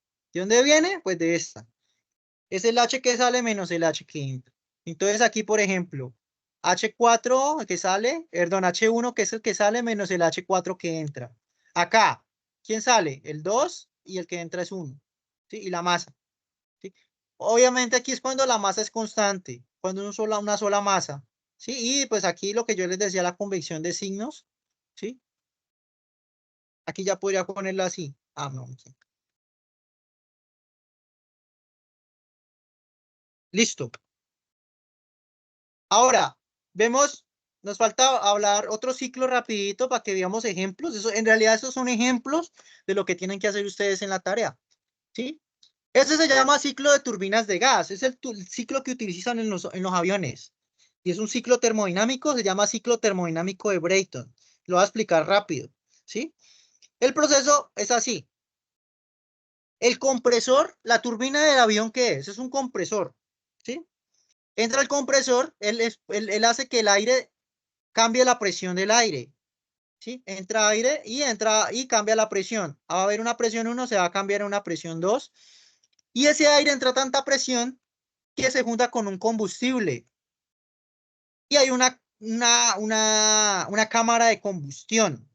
¿Sí? Ahí se va a quemar el combustible con el aire a alta presión. Obviamente esto va a crear una cantidad de energía y esto va a generar unos gases muy calientes. Los gases de, digamos, de combustión con ese aire a alta presión. Esos gases que están a muy alta presión, ese caso se llamaré 3, pasa a una turbina. La misma idea de la turbina anterior, pero ahora obviamente es una turbina de avión, ¿sí? Una turbina que eso obviamente va a generar un trabajo, ¿sí? Y obviamente van a salir unos gases. Aquí sí no hay condensación. Y es importante que en los ciclos Brayton todo es estado gaseoso. Todo en estado gaseoso. Eso es lo más interesante del ciclo Brayton. Entonces, ¿qué sucede aquí? Que el trabajo que genera la turbina se aprovecha en el compresor. O sea, por eso se llama ciclo, porque este trabajo es el mismo empleado en el compresor. Y eso es y la turbina es así. O sea, todos los gases que salen calientes hace que esto gire. Y la misma forma que gire esto hace que el aire se comprima. ¿Sí? Resulta que estos gases salen pues al externo y el aire pues... Entonces, ¿qué pasa? Estos gases vamos a suponer que tienen casi las mismas características. Bueno, estos salen muy calientes, la verdad. Pero aquí ya no hay como decir encerrarlo, porque esto se llama ciclos, máquinas térmicas de ciclos abiertos, pero en realidad es un ciclo, ¿sí? Eh, la cámara de combustión es un proceso isobárico.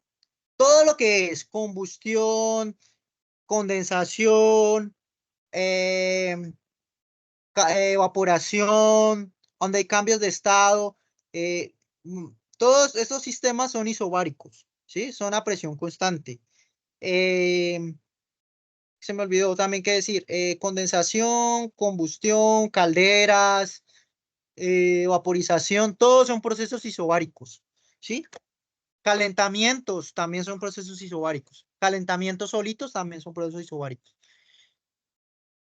El compresor y la turbina son a la vez. Vamos a suponer que, igual que el anterior, son procesos adiabáticos o isentrópicos o isotérmicos, ¿sí? Entonces, vamos a suponer esos. Esto sería, por ejemplo, un dibujo en un diagrama TS. Mire. Bueno, ¿por qué dice que entre 4 y 1 la presión es constante? Porque estos gases ya salen al exterior y pues obviamente están digamos, todo lo que está afuera es un océano de aire, llamémoslo así, una cantidad de aire infinita. Entonces aquí digamos que las condiciones para volver, digamos, es como si cogiésemos, 4 se va a dispersar y si tomara aire de nuevo, pues se va a tomar aire puro. Entonces, es como si lo que va a ocurrir realmente es un cambio de presión constante, o sea, se va a mantener la presión constante aquí. Eso es una suposición, ¿no? Pero en realidad, eso sería, es como si esto no existiese en realidad, pero sí, a la final entre 4 y 1 existe ese proceso. Sí, es como si todos los gases se difundieran a lo largo del aire, se tomara aire fresco. ¿Sí?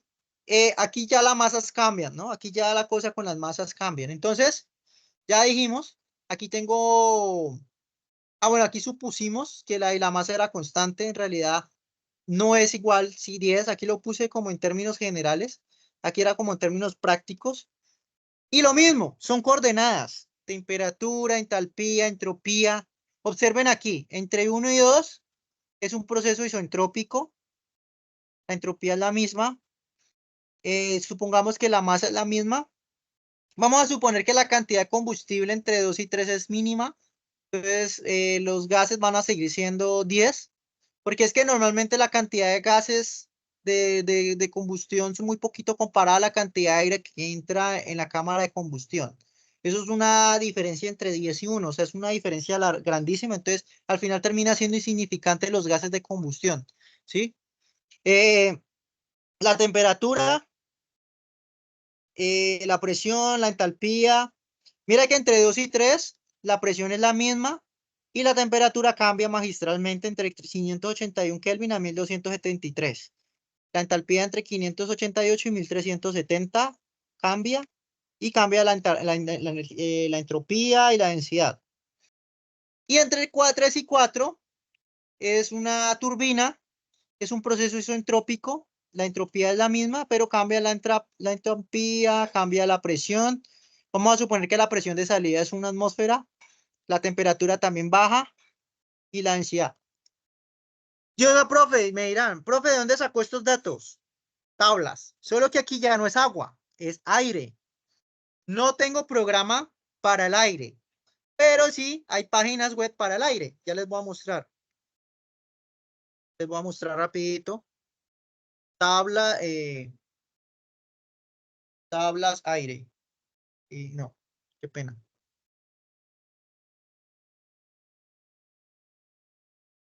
Ustedes lo pueden buscar en inglés también. Ay, ese es el teclado, qué pena. Online. Disculpa un momentico. No, aire. Steam, no, tablas de vapor, no. Calculadora de aire. Yo tengo que darles un link. Se llama. Me va a tocar que mirar unas diapositivas que tengo por allá atrás. Tablas de aire. Propiedades.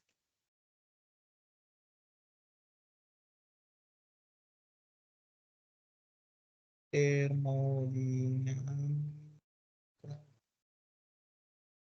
Ah, no escribió nada. Ah, ya se descargó. Propiedades. Mi teclado está fallando. Mira, no me quiere funcionar la T ni la E. No, ya no están funcionando. Se murieron.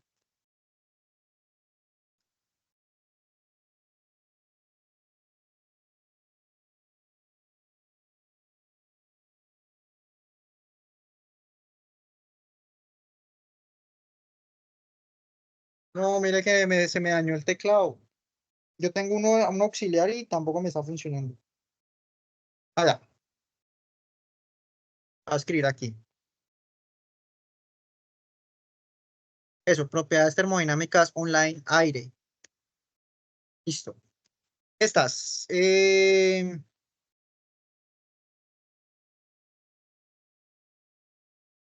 Ah, no, no me apareció. Sí me aparecía siempre de primero, ya no sé. Está pronto en inglés. Properties. No se dañó el teclado.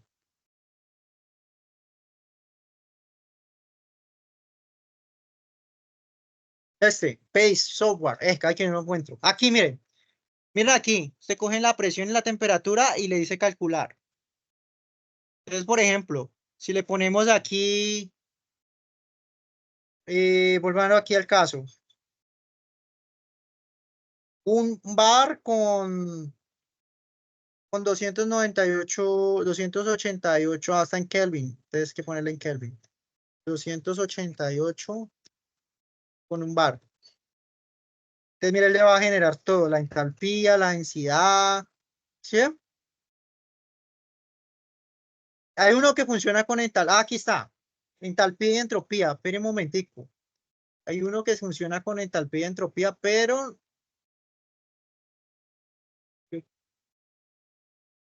tengo que darles el link. es este, no es el de vapor de vapor.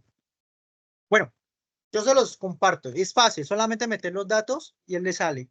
Entonces, rapidito, estábamos terminando, tenemos que terminar porque ya me cogió la noche. Mira, entonces, ¿cómo calculo el trabajo? Pues obviamente la masa por la diferencia entre las entalpías, la de salida menos la de entrada.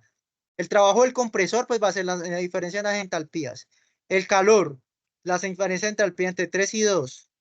Y el trabajo entre 4 y 6. Miren aquí lo que yo les decía, que aquí si el trabajo sale va a dar negativo. Pero porque yo estoy usando la notación que yo les dije, pues Q más W. Si ustedes van a decir Q menos W, ese trabajo va a ser negativo y este va a ser positivo. Entonces, por eso les decía lo importante de ese Q menos W. Bueno, ahora sí vamos directamente al del ejercicio. Hablan de un ciclo de refrigeración. Yo lo voy a leer y lo voy a hablar directamente acá. Entonces vamos a leerlo primero. Dice, situación industrial. En la industria es importante el uso de sistemas de refrigeración para conservación de alimentos. Bueno, condiciones óptimas, bajas temperaturas. La termodinámica ha hecho posible el diseño de optimización de refrigeradores domésticos. En un sistema de refrigeración, el refrigerante ingresa a un compresor como vapor saturado. O sea, hablan de un refrigerante. En ese caso se va a utilizar agua.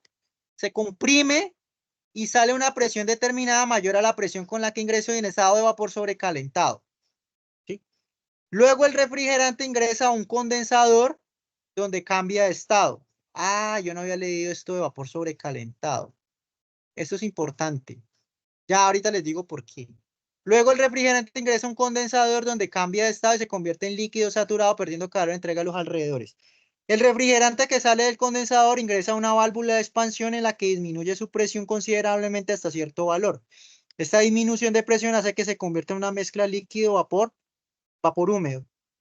Por último, el refrigerante ingresa a un evaporador donde se absorbe el calor del espacio refrigerado. El refrigerante sale del evaporador como vapor saturado e ingresa nuevamente al compresor cerrando un ciclo. ¿A dónde es que dice que sale sobrecalentado? Se comprime y en mala presión con el que ingresó y en estado de vapor sobrecalentado. Ah, ya. No, ya entendí. Listo. No está bien. Es de esto. Yo tomo un poquito de jugo.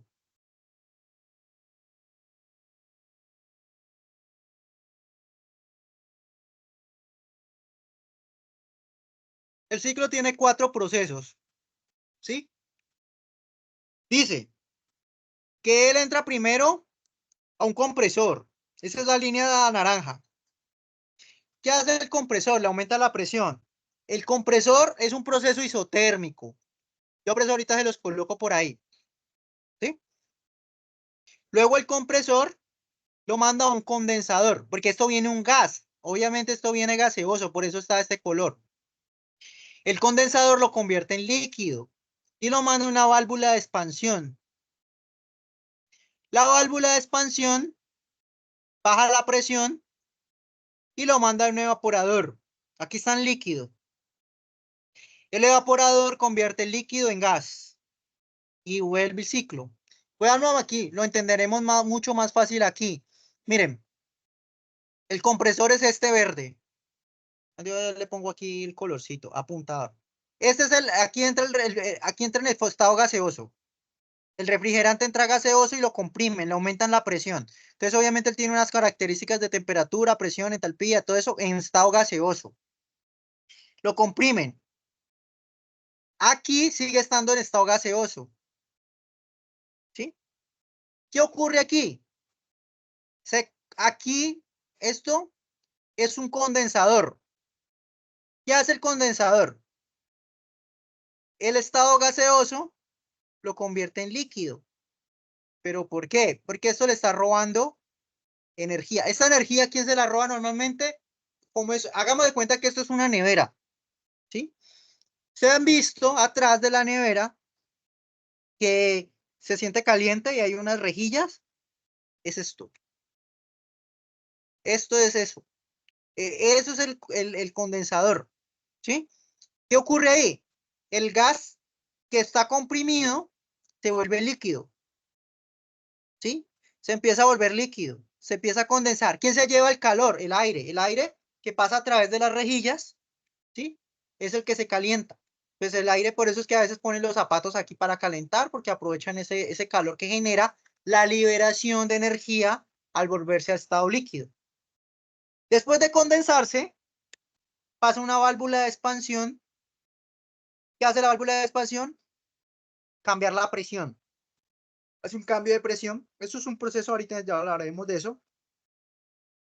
Y esta parte aquí es la refrigeración. La refrigeración es la parrilla que tienen en el freezer, en la nevera atrás, pero dentro de la nevera, ya dentro. ¿Qué hace esto? Esto está en estado líquido y él le roba la energía, ¿qué? A los alimentos, a lo que usted guarda en la nevera. Todo lo que entra caliente a la nevera se lo va a robar este evaporador. ¿Para qué? Para que este líquido se convierta en gas. Y este gas nuevamente entra al compresor. Así es que funciona un ciclo de refrigeración, ¿sí? Hay cuatro procesos. Hay un proceso de compresión, hay un condensador, hay una válvula de expansión y hay un evaporador. Lo vamos a hacer de un poco más sistemático. Lo voy a hacer con grafiquito. Nuevamente aquí. Uno es el vapor, se condensa en el compresor, bueno, perdón, se condensa, no, se comprime, qué pena. 1 y 2, ¿sí? Se comprime, pasa al condensador, le eliminan calor, se vuelve líquido. En la válvula de expansión hay un cambio de presión y en el evaporador se vuelve nuevamente gaseoso. El compresor es un proceso isotérmico, o sea que la temperatura de uno es la misma temperatura de dos. Y como es un cambio de estado también, pero mentiras, qué pena, el compresor, qué pena, es un proceso isotérmico, qué pena, me disculpan. El condensador es un proceso isobárico e isotérmico porque hay cambio de estado, ¿sí? Aquí la presión de 2 es la misma presión de 3. Aquí hay una 2', pero realmente era como para separar. La válvula de expansión es un proceso isoentálpico, o sea que la entalpía de 3 es la misma entalpía de 4, ¿sí? Y el evaporador es un proceso isobárico nuevamente, y isotérmico porque hay cambio de estado, ¿sí? Y ese sería el ciclo de refrigeración. Vamos a asumir, bueno, aquí vamos a asumir que 1 es 1' y 3 es 3', pero simplemente por situación, solamente era porque aquí nos lo muestran. Nosotros vamos a asumir algo más.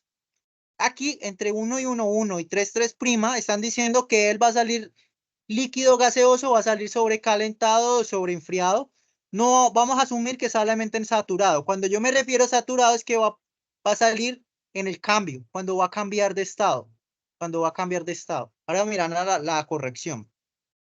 Entonces, ¿qué van a hacer ustedes en el ejercicio? Obviamente las corrientes son las que tienen que hallar.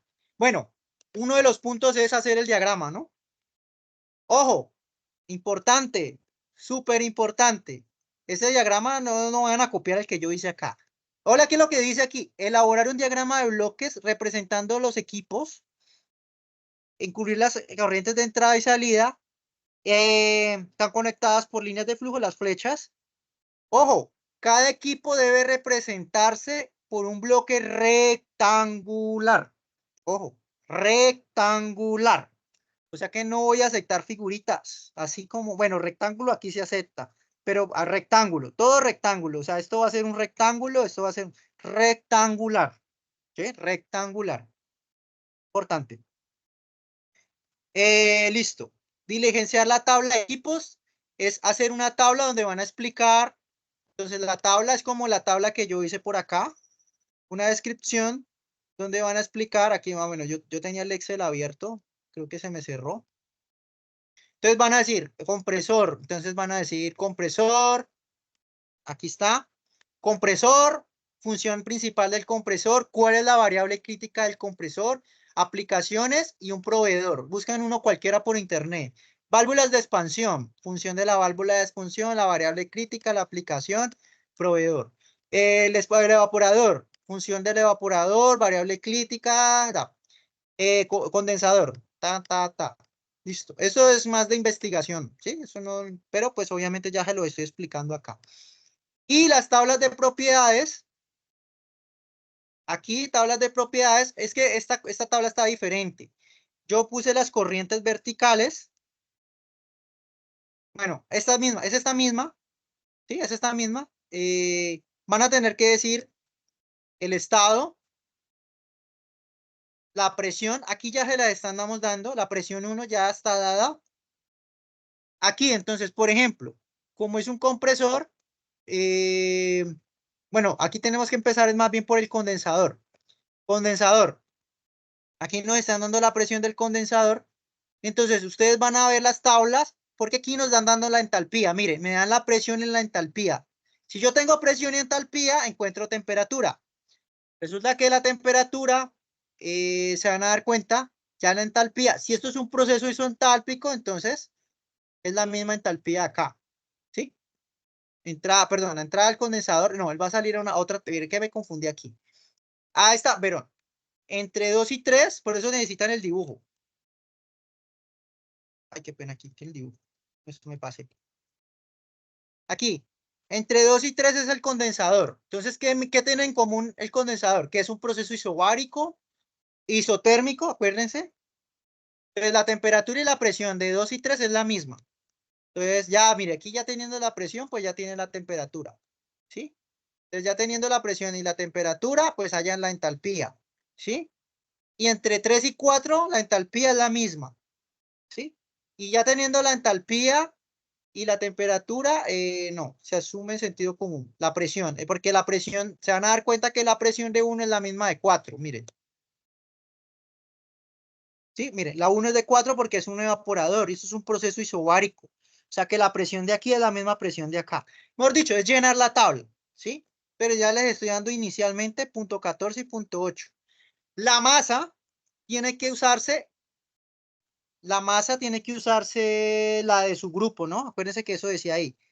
Yo hice una modificación del diagrama. En realidad, el diagrama que está aquí es porque 1 y 3 es a una presión diferente y a una temperatura. Nosotros vamos a suponer que él sale saturado. Cuando dice saturado está en equilibrio líquido-vapor.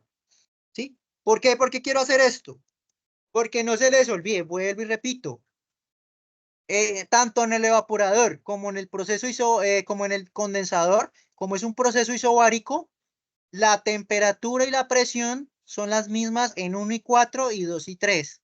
Entonces ahí es donde ustedes van a desarrollar esa parte, es completar la tabla, ¿sí? Acuérdense, si esto es un proceso isentálpico es porque la entalpía de 3 y 4 es la misma.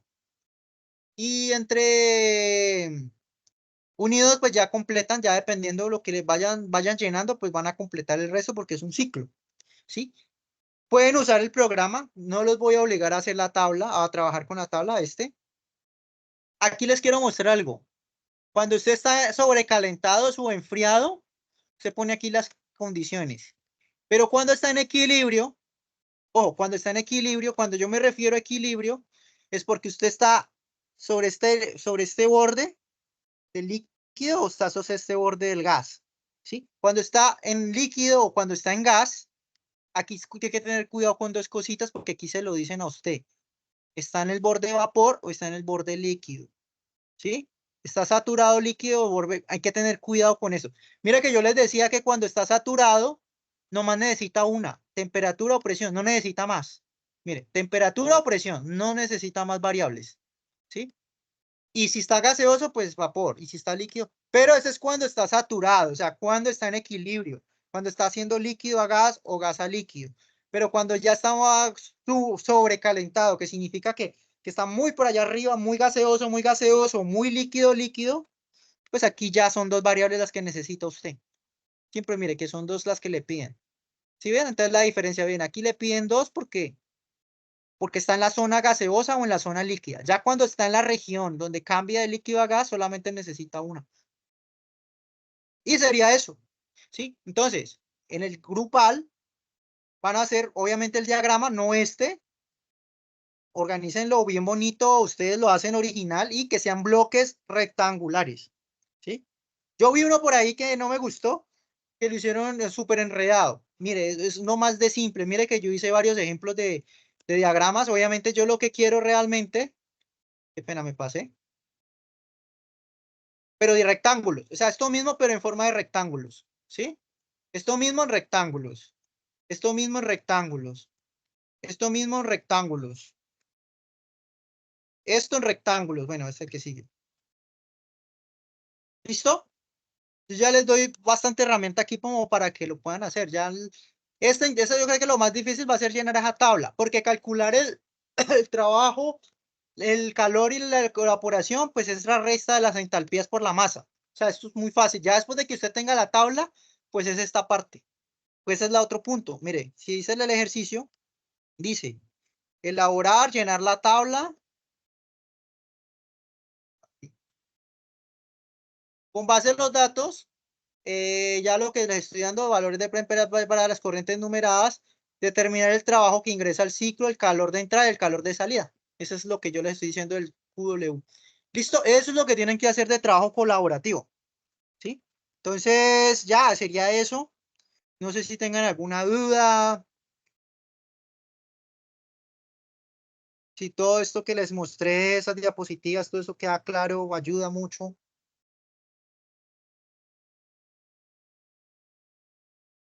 ¿no? ¿Qué dice Nelson, Sebastián? No, profe, todo perfecto. Sí, no, les agradezco y pues ya esperemos a ver cómo, yo voy a estar retroalimentando, ¿listo? Listo. Listo, ¿no? Que tengan entonces un feliz fin de semana. Gracias, profe, lo mismo. Bueno, bueno, hasta luego. Gracias por participar. Chao. Gracias, profe. Listo. Hasta luego.